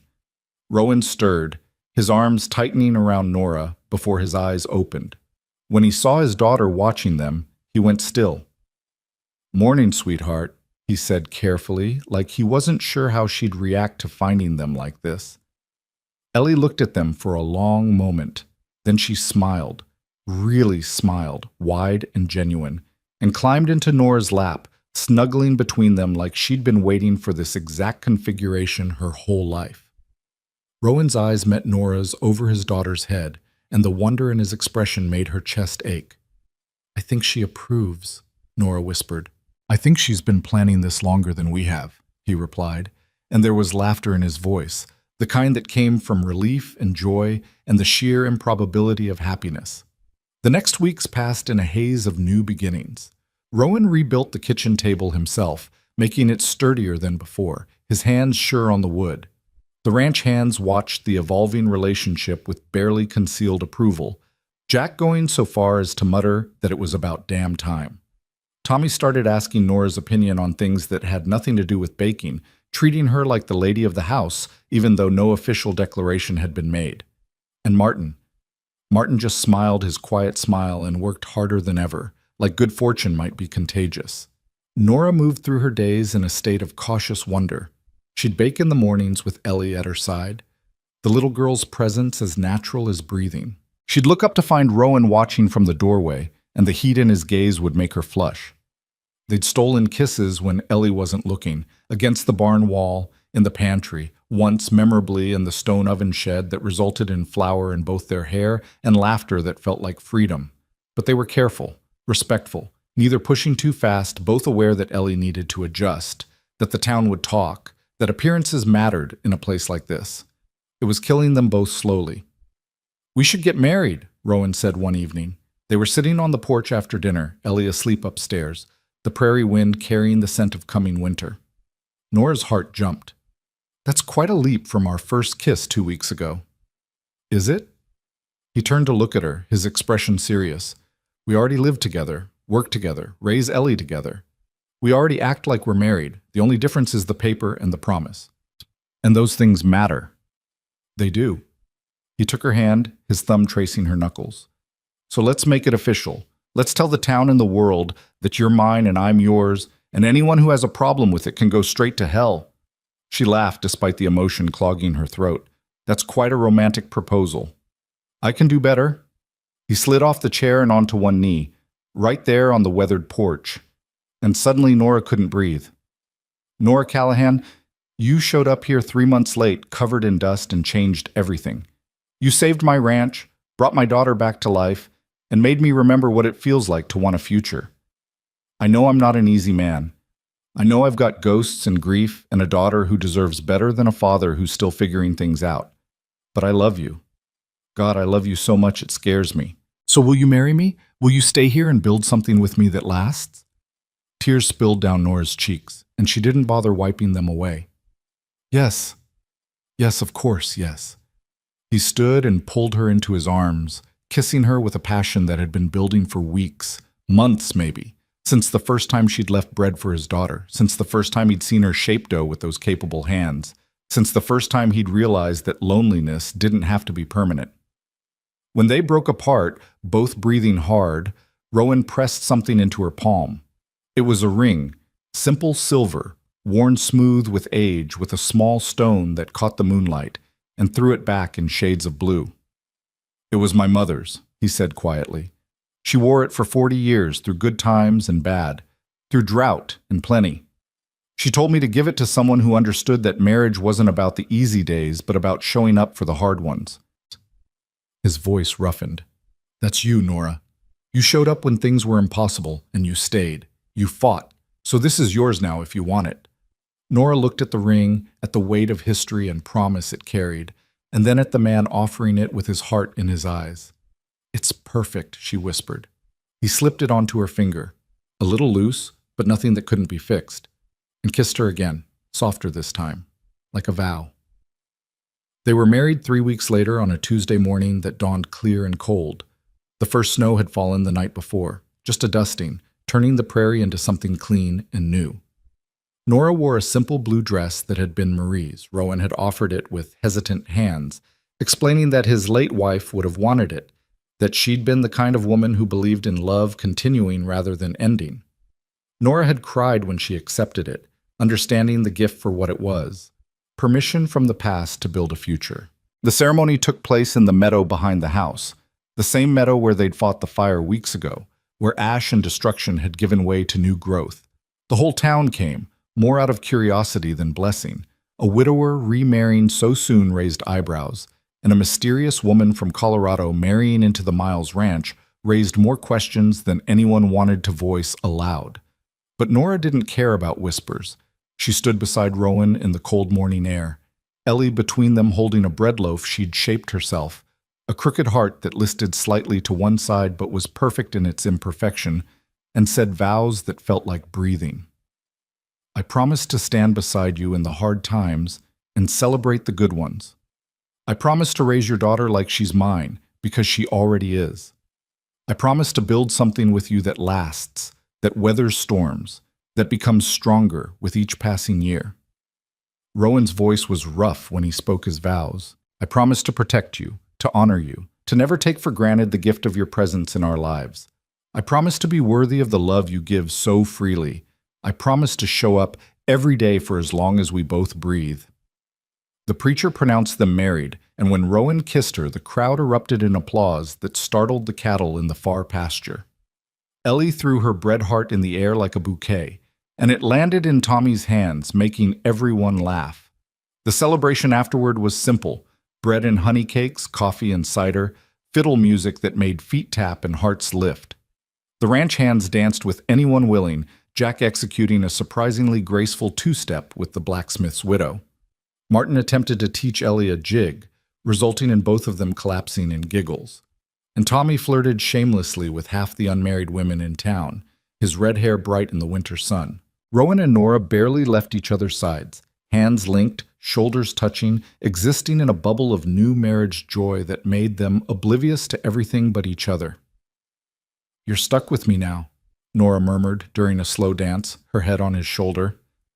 I've been stuck with you since you hit that bastard with my skillet, he replied, and she could hear the smile in his voice. Best thing that ever happened to me. As the sun set and the guests began to leave, Nora stood on the porch watching the prairie turn gold and crimson, feeling the weight of the ring on her finger, the warmth of Rowan's arm around her waist, the solid presence of Ellie holding her hand. This was home. Not the shed where she'd slept those first weeks, not even the ranch itself, but these people, this moment, this fragile and fierce thing they'd built together out of flour and fire and sheer stubborn hope. But the past, it seemed, wasn't quite finished with them yet. 2 days after the wedding, Nora was in the kitchen when she heard a rider approaching. Not multiple riders this time, not the threatening thunder of Jeb Rourke's return, but a single horse moving at a measured pace. She looked up to see a man dismounting, older, weathered, with a badge pinned to his chest that caught the morning light. Sheriff Davies from Copper Ridge. She'd seen him at the wedding, a silent presence at the back of the crowd, watching with eyes that missed nothing. Rowan emerged from the barn, his expression going wary when he saw the lawman. Sheriff? Something I can help you with? Maybe. Davies removed his hat, his gaze finding Nora through the kitchen window. Actually, it's your wife I need to speak with, if that's all right. Nora's stomach dropped. She set down the dough she'd been kneading and wiped her hands, forcing herself to walk outside with her head high. Whatever this was, she'd face it. Mrs. Miles, Davies said, and the use of her new name felt both strange and grounding. I need to ask you some questions about a man named Jeb Rourke. Rowan moved to stand beside her, his presence solid and protective. He was here a few weeks back. Made threats. We sent him on his way. I know. Davies shifted his weight. That's actually why I'm here. Rourke was found dead 3 days ago. Shot twice in the back, left in a ravine about 10 miles south of here. The world tilted. Nora heard the words but couldn't quite process them. Jeb was dead. The man who'd haunted her for months, who'd driven her across 3 territories, who'd nearly destroyed everything she'd built. Dead. You think we had something to do with it? Rowan's voice went hard. I'm not accusing anyone, just gathering information. Davies pulled out a notebook. Mrs. Miles, I need you to tell me about your relationship with Rourke. So she did. Told him everything. The unwanted courtship, the escalating aggression, the night she'd fled, the confrontation in this very kitchen. Rowan stood beside her the entire time, his hand on the small of her back, anchoring her. When she finished, Davies made a few notes, then looked up. And where were you 3 days ago? Here. Working. I haven't left the ranch since the wedding. She met his gaze steadily. I didn't kill him, Sheriff. I wanted him gone, wanted him to leave me alone, but I didn't want him dead. What about you, Miles? You made some pretty serious threats that day. I meant every word, Rowan said flatly. But I didn't act on them. Check with my ranch hands. They can account for my whereabouts. Davies nodded slowly, his eyes moving between them. I believe you, both of you. Truth is, Rourke made a lot of enemies. Could have been any number of people who put those bullets in him. He tucked away his notebook. But I had to ask. Had to make sure. Are we in trouble? Nora asked. No, ma'am. You're clear. He settled his hat back on his head. Though I'll tell you, unofficially, that the world's probably better off without Jeb Rourke in it. Man like that, who can't take no for an answer, who thinks he owns people.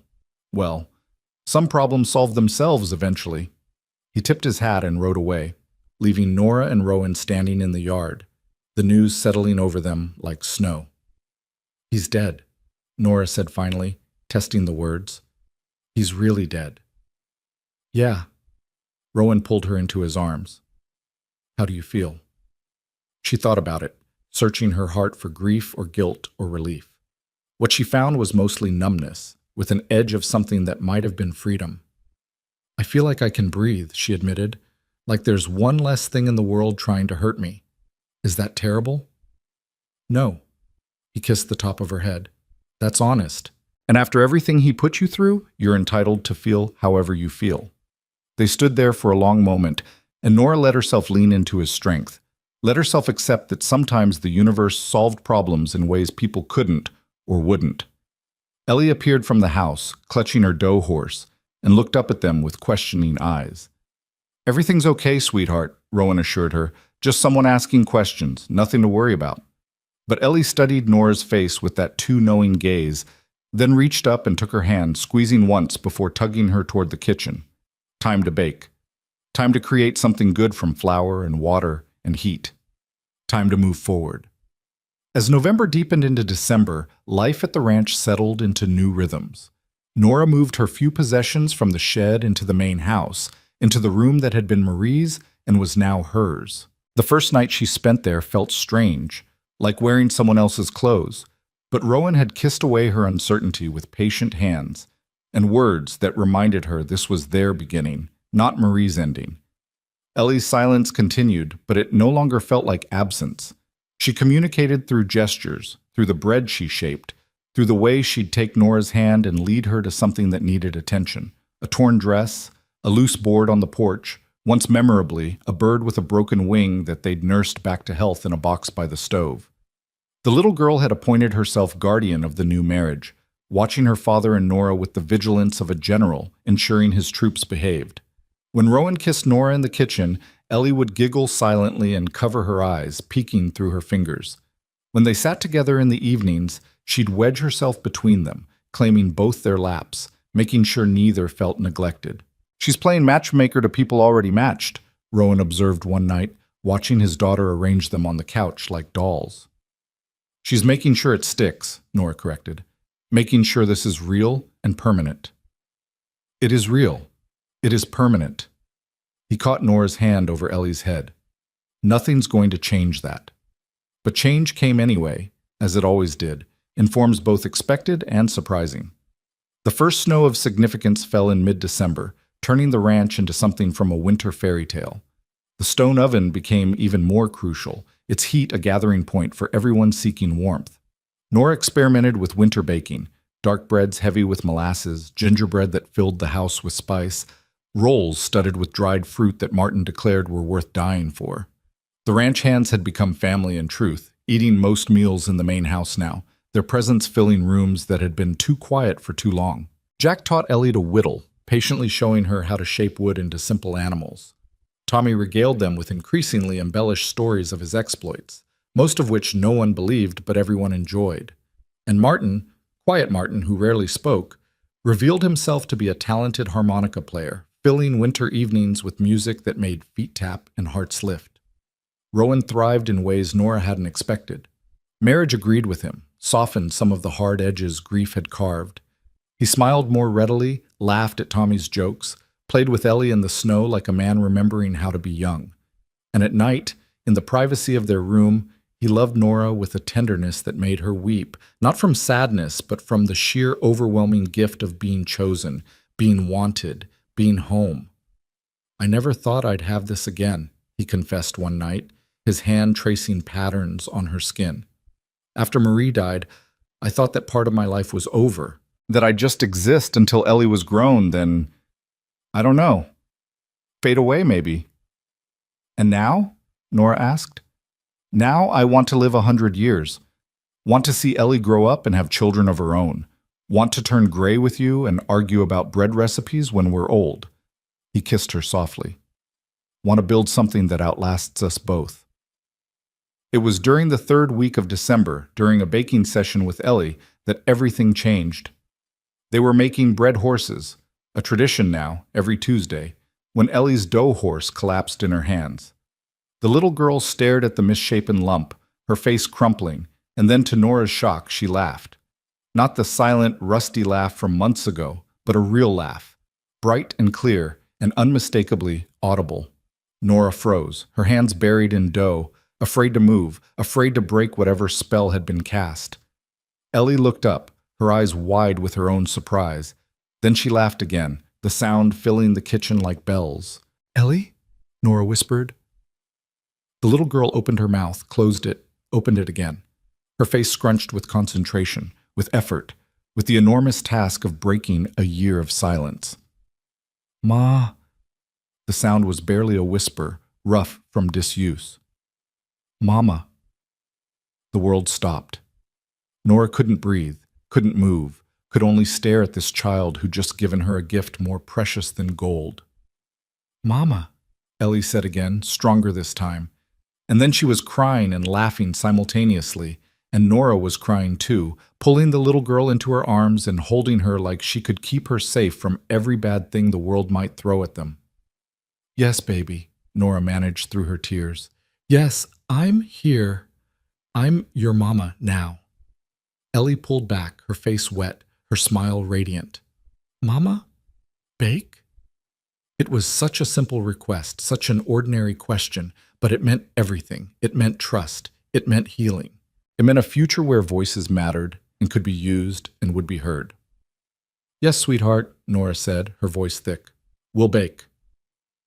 They were shaping new dough horses when Rowan came in from the barn. He took one look at their tear-stained faces and went pale. "What happened? What's wrong?" "Papa!" Ellie launched herself at him, and he caught her automatically, confusion and fear warring in his expression. "Papa, Mama, and me baking." The words tumbled out in a rush, clumsy and beautiful. "My horse broke and I laughed, and then I talked, and Mama cried, and—" Rowan's knees gave out. He sank to the floor still holding his daughter, and his face did something complicated, joy and grief and relief all crashing together. "You talked," he said wonderingly. "Baby, you talked." "I talked." Ellie touched his face with her small hands. "I have words now, Papa. Lots of words." She frowned, concentrating. "They've been inside, but now they're coming out." Rowan looked at Nora over his daughter's head, and the gratitude in his eyes was so intense she had to look away. "Thank you," he mouthed. But Nora shook her head. This wasn't her doing. This was time and healing and safety and love. Things they'd all given and received in equal measure. This was what happened when people stopped just surviving and started living. That evening, the ranch hands were summoned for an impromptu celebration. Ellie demonstrated her newfound voice by talking nonstop for 2 hours, making up for a year of silence with enthusiasm that left everyone exhausted but grinning. She told them about her dough animals, about the bird they'd healed, about how snow was cold but also fun, about how Tommy's hair looked like fire, about how Jack smelled like horses, but in a good way. The men bore her chatter with patience that surprised no one. They'd been waiting for this too, hoping for it, praying for it in their own ways. "Best Christmas present there ever was," Jack said gruffly, wiping his eyes when he thought no one was looking. "Amen to that," Martin agreed. Tommy just grinned and let Ellie braid his fire-colored hair into increasingly ridiculous styles, declaring each one a masterpiece. Late that night, after Ellie had finally exhausted herself into sleep, after the ranch hands had returned to the bunkhouse still smiling, Rowan found Nora standing on the porch, looking out at the snow-covered prairie. "Penny for your thoughts," he said, wrapping his arms around her from behind. "I was thinking about how far we've all come." She leaned back against his chest. "4 months ago, I was running from a man who thought he owned me. You were drowning in grief. Ellie was locked in silence. And now we're here." He rested his chin on top of her head. "Married, happy. Ellie talking a mile a minute. Life is strange, isn't it?" "Strange and wonderful." She turned in his arms to face him. "Rowan, I need to tell you something." His expression grew concerned. "What is it?" "I think—" She paused, gathering courage. "I think I might be pregnant." The words hung in the cold air between them, crystallizing like frost. Rowan went very still. "You think?" "I'm 2 weeks late, and I've been feeling strange in the mornings. It could be nothing, but—" She searched his face for reaction, suddenly terrified she'd miscalculated, that this was too much too soon, that— He kissed her so thoroughly that she forgot about cold and fear and everything except the way he held her like she was made of something precious and impossible. When they broke apart, he was grinning like a fool.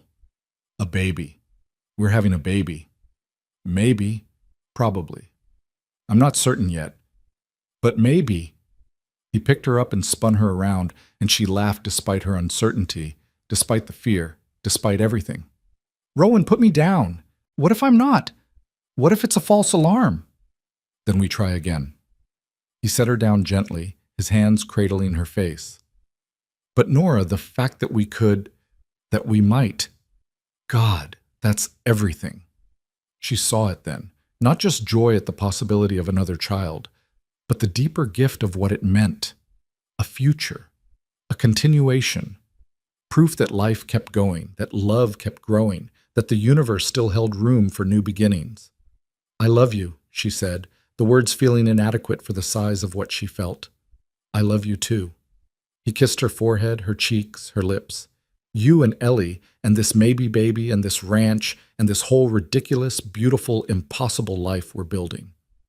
They stood there on the porch as snow began to fall again, holding each other against the cold, and Nora thought about weddings and bread and words spoken after silence. She thought about running and fighting and finally, standing still. She thought about home and realized with startling clarity that it had never been a place. It had always been this: arms that held her, voices that called her name, hearts that beat in rhythm with her own. The prairie wind whispered through the darkness, carrying the scent of snow and possibility, and for the first time in longer than she could remember, Nora wasn't afraid of tomorrow. She was looking forward to it. Christmas arrived with a snowstorm that buried the ranch in white silence.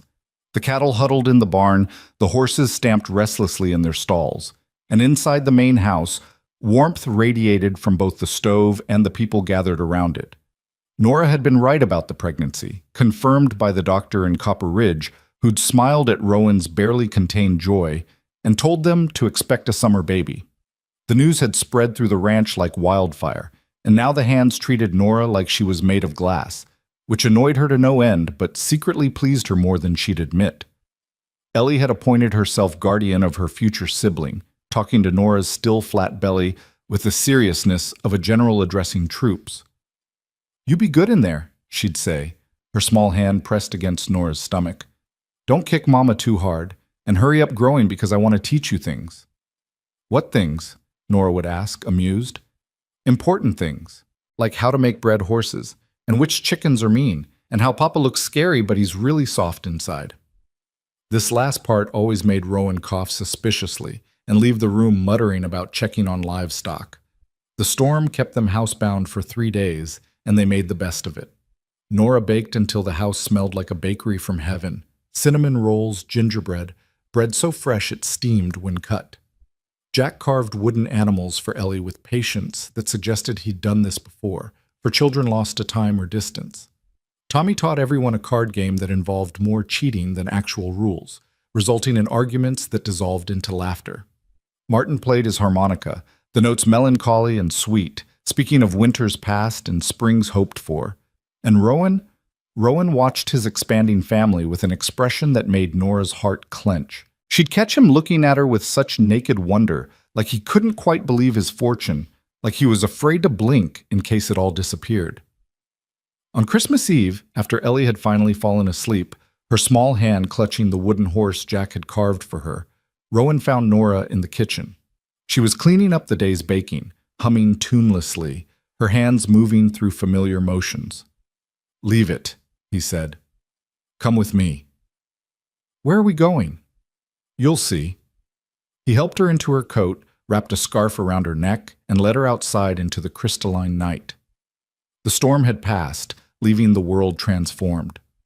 Snow reflected moonlight until everything glowed silver blue, and the stars overhead burned so bright they looked close enough to touch. Rowan led her to the meadow where they'd married, where ash had given way to new growth, where promises had been spoken in the cold morning air. "I wanted to give you something," he said, reaching into his coat.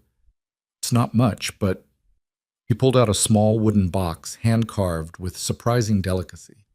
Inside, nestled in cloth, was a locket, silver, simple, with an intricate pattern etched into its surface.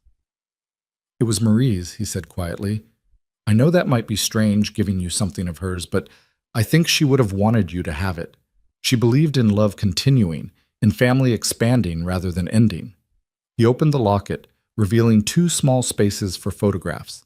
"I thought, maybe we could put Ellie in one side, and when the baby comes, we can add them to the other, a family that keeps growing." Nora's throat closed with emotion. "Rowan, I can't.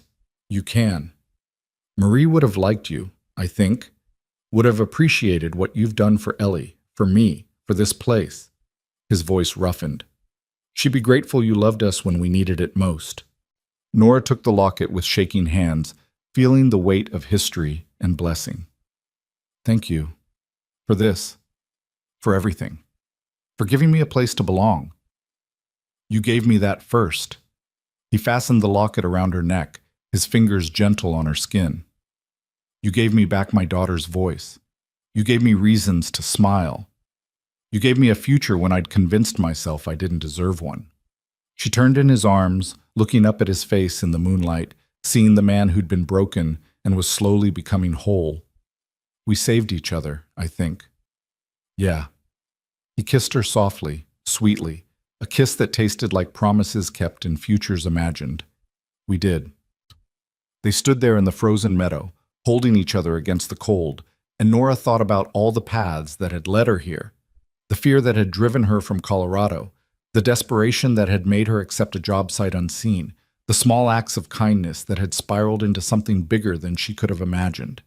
Every choice, every moment, had been leading to this, standing in the snow with a man she loved, carrying his child, wearing a ring that spoke of permanence and a locket that spoke of continuity. "Merry Christmas, Nora," Rowan murmured against her hair. "Merry Christmas, Rowan." January brought a thaw, and with it, unexpected visitors. Nora was in the kitchen.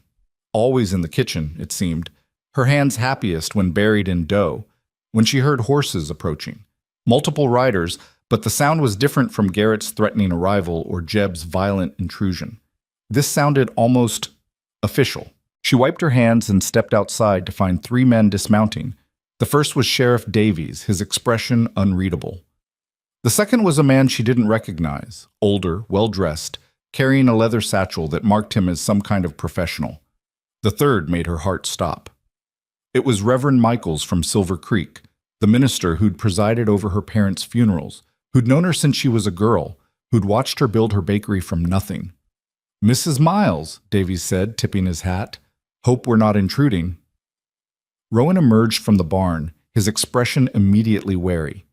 He moved to stand beside Nora, a silent wall of protection, and she loved him for it even as she stepped forward. "Reverend Michaels," she said, her voice steadier than she felt, "I didn't expect to see you here." "Miss Callahan, forgive me, Mrs. Miles now, I understand." The Reverend looked older than she remembered, his hair whiter, his face more lined. "I wouldn't have come if it wasn't important." The well-dressed man stepped forward. "Mrs. Miles, my name is Thomas Hendricks. I'm a solicitor from Denver. I've been searching for you for quite some time." He opened his satchel and pulled out a thick envelope. "It concerns your late uncle, Samuel Callahan." Nora blinked in surprise. "Uncle Samuel? I haven't seen him since I was a child." "Nevertheless, you're his sole surviving heir." Hendricks handed her the envelope. "He passed away last September, left you his estate, a property in Denver, some investments, and a sum of money. All told, it comes to approximately $12,000. The number hit like a physical blow. $12,000.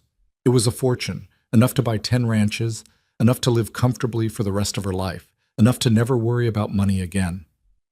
Rowan's hand found hers squeezing gently, and she realized she'd gone pale. "I don't understand," she managed. "Why did he leave it to me? According to his will, he had no children of his own, and you were his favorite niece. He spoke highly of your talent as a baker, your independence, your strength." Hendricks produced more papers. "There are conditions, of course. The property in Denver is yours free and clear, but the investments are held in trust until you turn 30, at which point they'll transfer completely. The cash sum is available immediately." Nora looked at the papers in her hands, at the official seals and legal language that represented a future she'd never imagined. Security, independence, the ability to never have to depend on anyone again. She looked at Rowan, saw him watching her carefully, his expression neutral, but his eyes betraying a flicker of fear.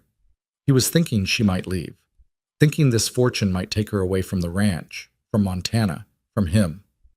"There's more," Reverend Michaels said gently. "The property in Denver, your uncle used it as a bakery. One of the finest in the city, from what I understand. It's yours now, Nora. The bakery you always dreamed of having, in a city big enough to make you famous." The words hung in the cold air, a temptation wrapped in opportunity. Everything she'd wanted when she'd left Silver Creek: security, respect, a place that was entirely hers.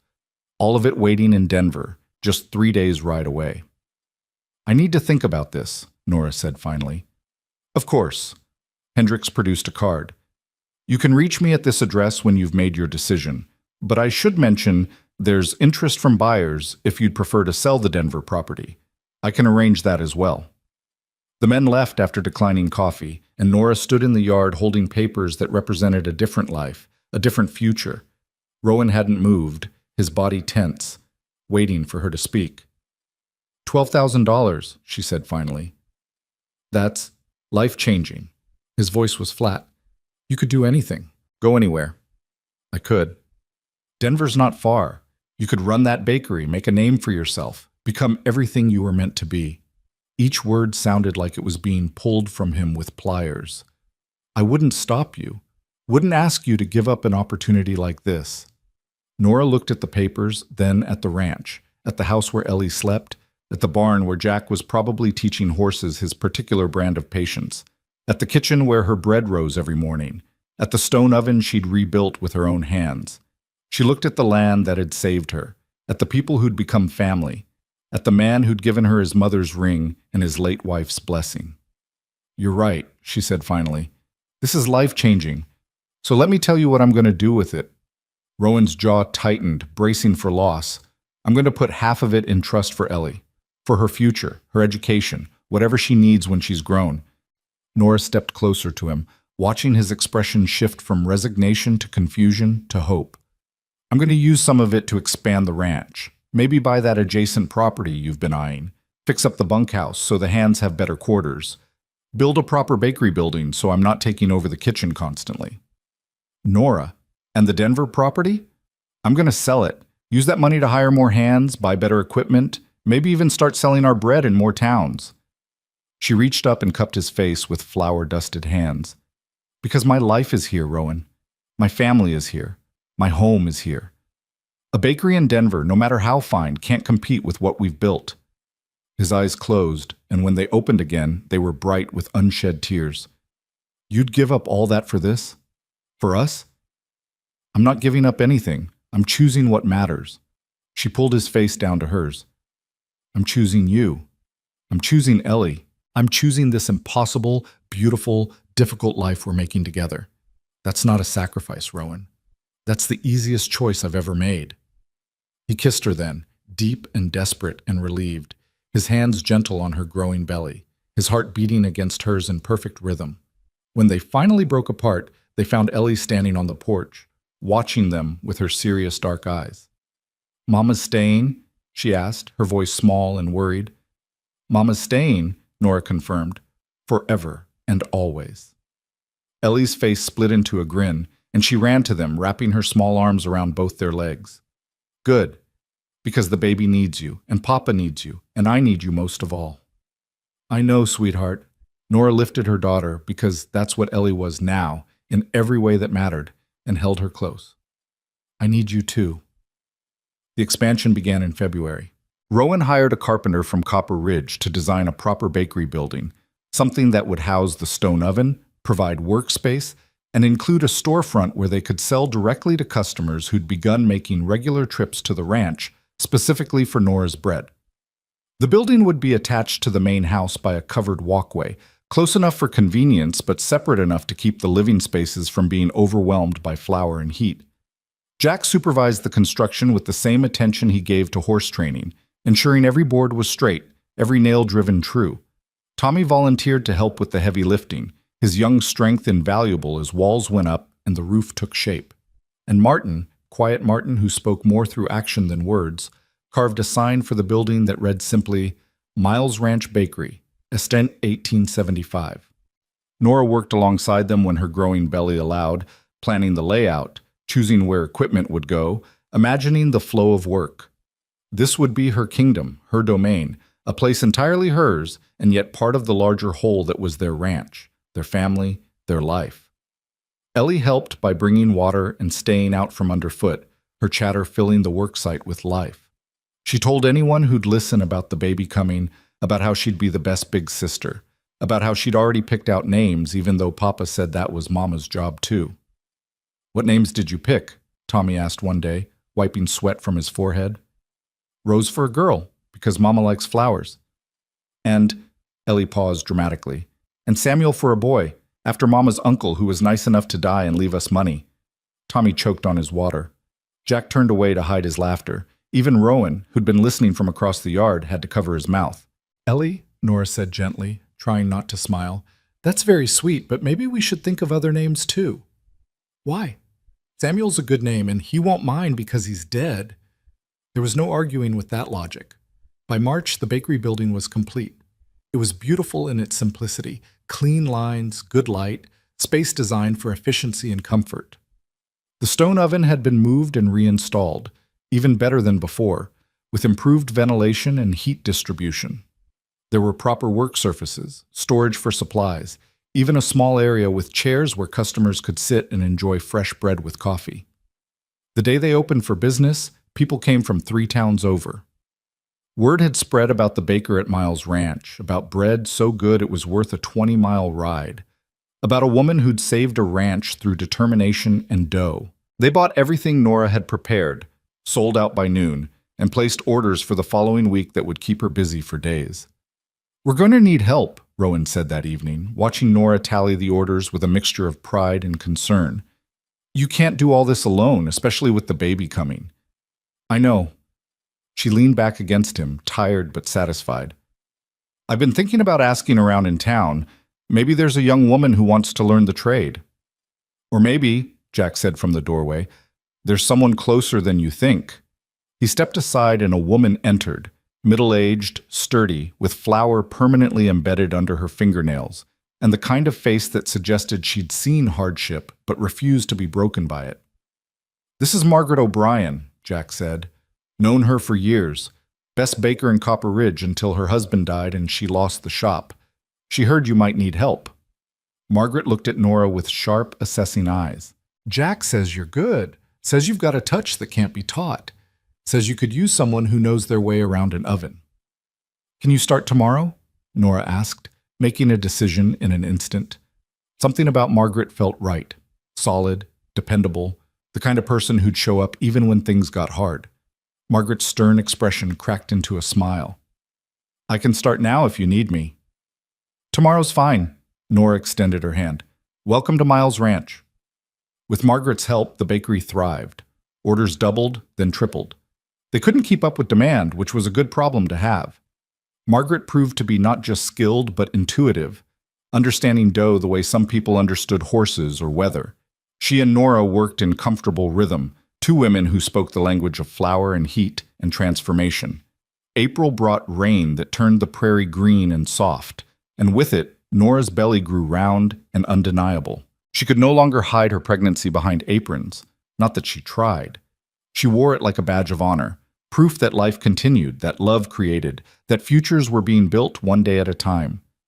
Ellie became obsessed with the baby, reading to Nora's stomach from her small collection of books, singing songs she'd learned from Tommy, once trying to feed the baby directly by pushing bread against Nora's belly button until Rowan gently explained that wasn't how it worked. But the baby needs to eat, Ellie protested. The baby eats what Mama eats, Rowan explained. Then Mama should eat more. The baby's probably hungry. She turned to Nora with serious eyes. You should have 3 breakfasts, just to be safe. Rowan caught Nora's eye over their daughter's head, and they both struggled not to laugh. It was a Thursday in late May when the pain started. Nora was in the bakery teaching Margaret a particularly tricky braiding technique when the first contraction hit hard enough to take her breath away. She gripped the counter, breathing through it, waiting for it to pass. How far apart are they? Margaret asked calmly, already untying her apron. This is the first. Another contraction cut off her words, and Nora realized with sudden clarity that this baby wasn't going to wait for convenient timing. Jack! Margaret's voice carried across the yard. Get Rowan, now, and someone ride for the doctor. What followed was controlled chaos. Rowan appeared at a dead run, his face going pale when he saw Nora doubled over. He scooped her up despite her protests that she could walk, carrying her to the house like she weighed nothing. Margaret and Jack moved with military efficiency, water boiling, clean cloths appearing, the bedroom transformed into a birthing room. Ellie was ushered to the bunkhouse with Tommy, who looked terrified at being responsible for a child during such a critical moment. Just keep her distracted, Margaret instructed.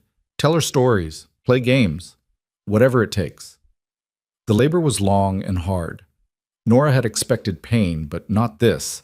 Waves of agony that crashed over her until she lost track of time, of everything except Rowan's hand in hers and his voice in her ear murmuring encouragement. You can do this, he kept saying. You're the strongest person I know.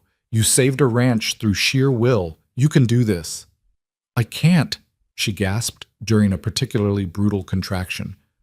Rowan, I can't. You can. You are. Just breathe.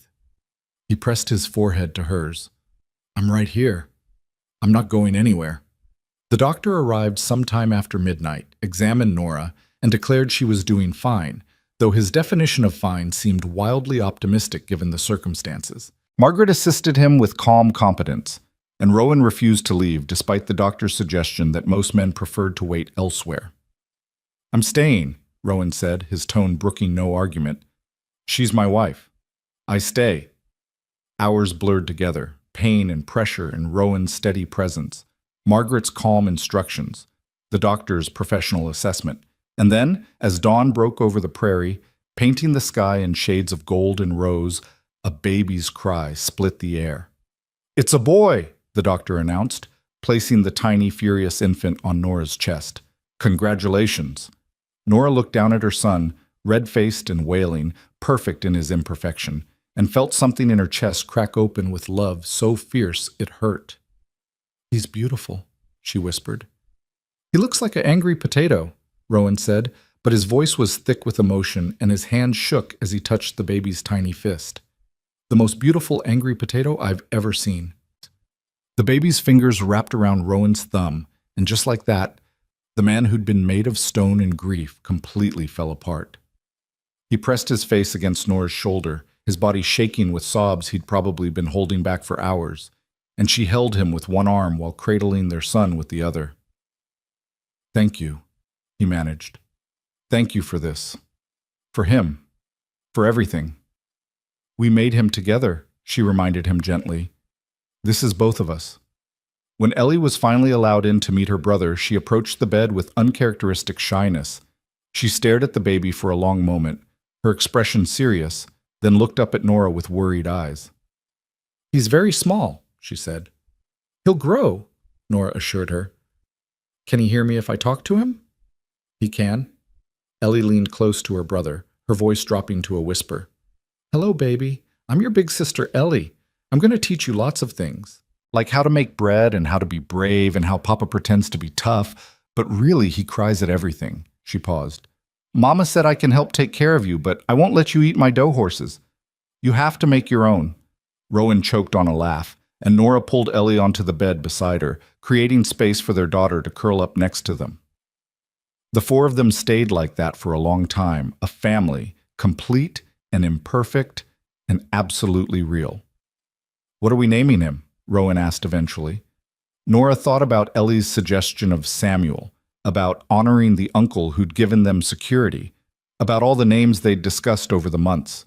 But looking at her son, at his dark hair and strong grip, and the way he'd already stolen his father's heart, only one name felt right. "James," she said. "James Samuel Miles." "James?" Rowan tested the name, smiling. "Yeah, that's perfect." The ranch hands took turns visiting over the next few days, each bringing gifts.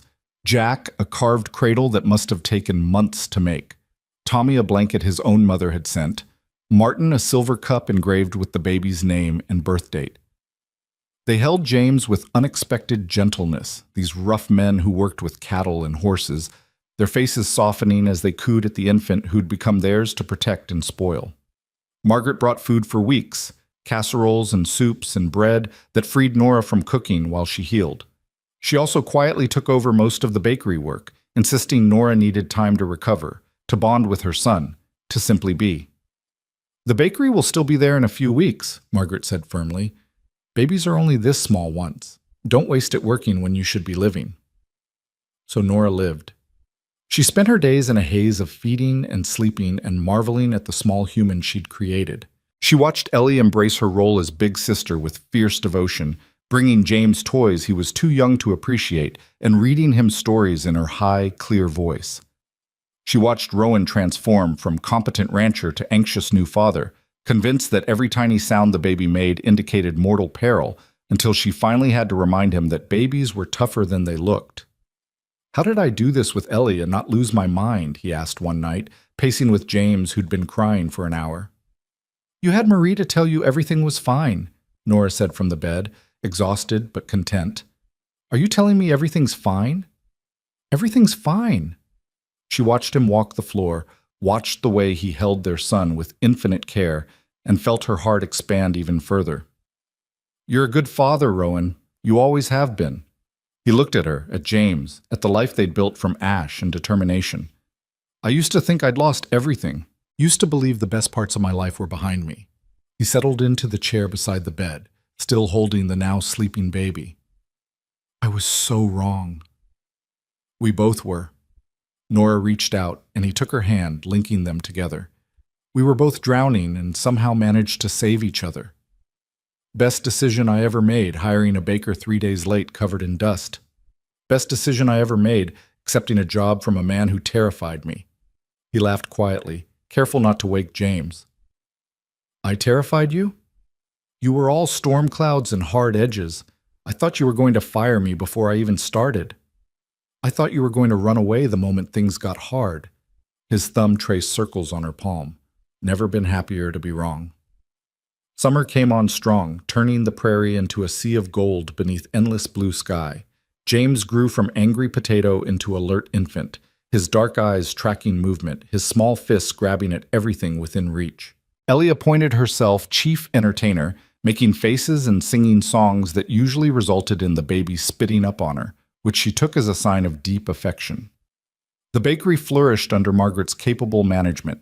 They'd hired 2 additional helpers, young women from town who wanted to learn the trade, and were now selling to 5 different towns, with orders coming in faster than they could fill them.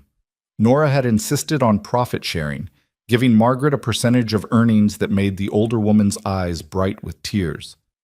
"You don't have to do this," Margaret had protested. "Yes, I do. You're not just an employee, Margaret. You're a partner. You should be compensated as one."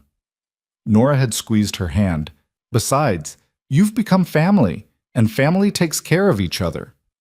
It was true. Margaret had moved into one of the newly renovated rooms in the bunkhouse, becoming a permanent fixture at the ranch. She ate meals with them, helped with the children, provided wisdom when needed, and silence when that was better. She'd become the grandmother Ellie had never had, the friend Nora desperately needed, the steady presence that made everything run smoother. In July, they held a celebration, ostensibly for James's 2-month birthday, but really an excuse to gather everyone who'd become important to them. The whole town seemed to come, spilling across the yard in a riot of food and laughter and music. Tommy's fiddle battled Jack's harmonica, while Martin called steps for dancing that devolved into chaos. Children ran wild, including Ellie, who'd declared herself mayor of all kids and was organizing games with dictatorial efficiency. Nora stood on the porch holding James, watching the celebration, feeling the weight of the locket at her throat and the ring on her finger. She thought about the woman she'd been 7 months ago, running, afraid, convinced that safety meant being alone. She thought about how wrong she'd been, how much she would have missed if she hadn't stayed, if she hadn't fought, if she hadn't let herself love and be loved in return. Rowan found her there, sliding an arm around her waist, pressing a kiss to her temple. "What are you thinking about?" "About how far we've come. About everything that had to happen to bring us here." She leaned into him. "About how grateful I am that I was 3 days late and covered in dust. I'm grateful you ignored my stupid rules and left bread for Ellie anyway. I'm grateful you didn't fire me for it. Never could have." He took James from her arms, cradling their son with practiced ease now. "From the moment you stood in my yard and refused to apologize for being late, I think some part of me knew you were going to change everything." "Good changes?" "The best changes." He kissed her properly, deeply, in front of God and the whole town and anyone who might have opinions about public displays of affection. "You turned a house back into a home. You gave me back my daughter's voice. You gave me a son and a future and reasons to wake up smiling." He pulled back, his eyes serious. "You saved me, Nora. In every way a person can be saved." "We saved each other," she corrected, just like she had before, just like she'd keep saying until he believed it. "That's what people who love each other do." As the sun set and the party continued into the purple twilight, as Ellie danced with Tommy and Margaret laughed at something Jack said, as neighbors became friends and friends became family, Nora felt the final piece of her broken past slot into place and heal over. She'd run from Silver Creek searching for safety and found so much more. She'd hidden in a shed behind a barn and discovered a home. She'd agreed to bake bread for 2 months and ended up building a life that would span decades. The prairie wind whispered through the grass, carrying the scent of coming autumn, of harvest and preparation and the endless cycle of seasons. But for now, for this moment, there was only summer, warm and golden and full of promise. Rowan pulled her close, James nestled between them, and Ellie ran up to grab both their hands, pulling them toward the dancing. "Come on," she insisted. "Tommy said he'll play our song." "We don't have a song," Rowan protested. "We do now." Ellie was already dragging them forward, and Nora and Rowan exchanged glances that held years of history and futures yet to come. They danced in the yard as stars emerged overhead, as music filled the air, as their son slept peacefully and their daughter laughed with pure joy. They danced because they could, because they'd survived to reach this moment, because love, messy and complicated and absolutely worth fighting for, had given them this. And later, much later, when the guests had gone and the children were asleep and the house was quiet, Rowan found Nora in the kitchen. She was checking on tomorrow's bread. Old habits died hard, and he simply wrapped his arms around her from behind, resting his chin on her shoulder. "Thank you," he said for the 1,000th time, and she knew he'd say it 1,000 times more. "For what?" "For being 3 days late, for staying when you could have run, for loving us when we needed it most. He turned her to face him, his hands framing her face, for being the answer to prayers I didn't know how to pray. Nora rose on her toes and kissed him, soft and sweet and full of promises kept and promises yet to make. Thank you for hiring me, for protecting me, for giving me a family when I thought I'd always be alone. Never alone, he murmured against her lips. Not anymore. Not ever again. And in the warm kitchen that smelled of bread and home, surrounded by the evidence of lives well lived and love freely given, Nora Callahan Miles finally, completely let go of fear and embraced the truth she'd been running toward all along. Home wasn't a place. It was people. It was flour and fire, and small hands shaping dough. It was a man who'd learned to smile again, and a daughter who'd found her voice, and a son who'd never know a world where he wasn't wanted.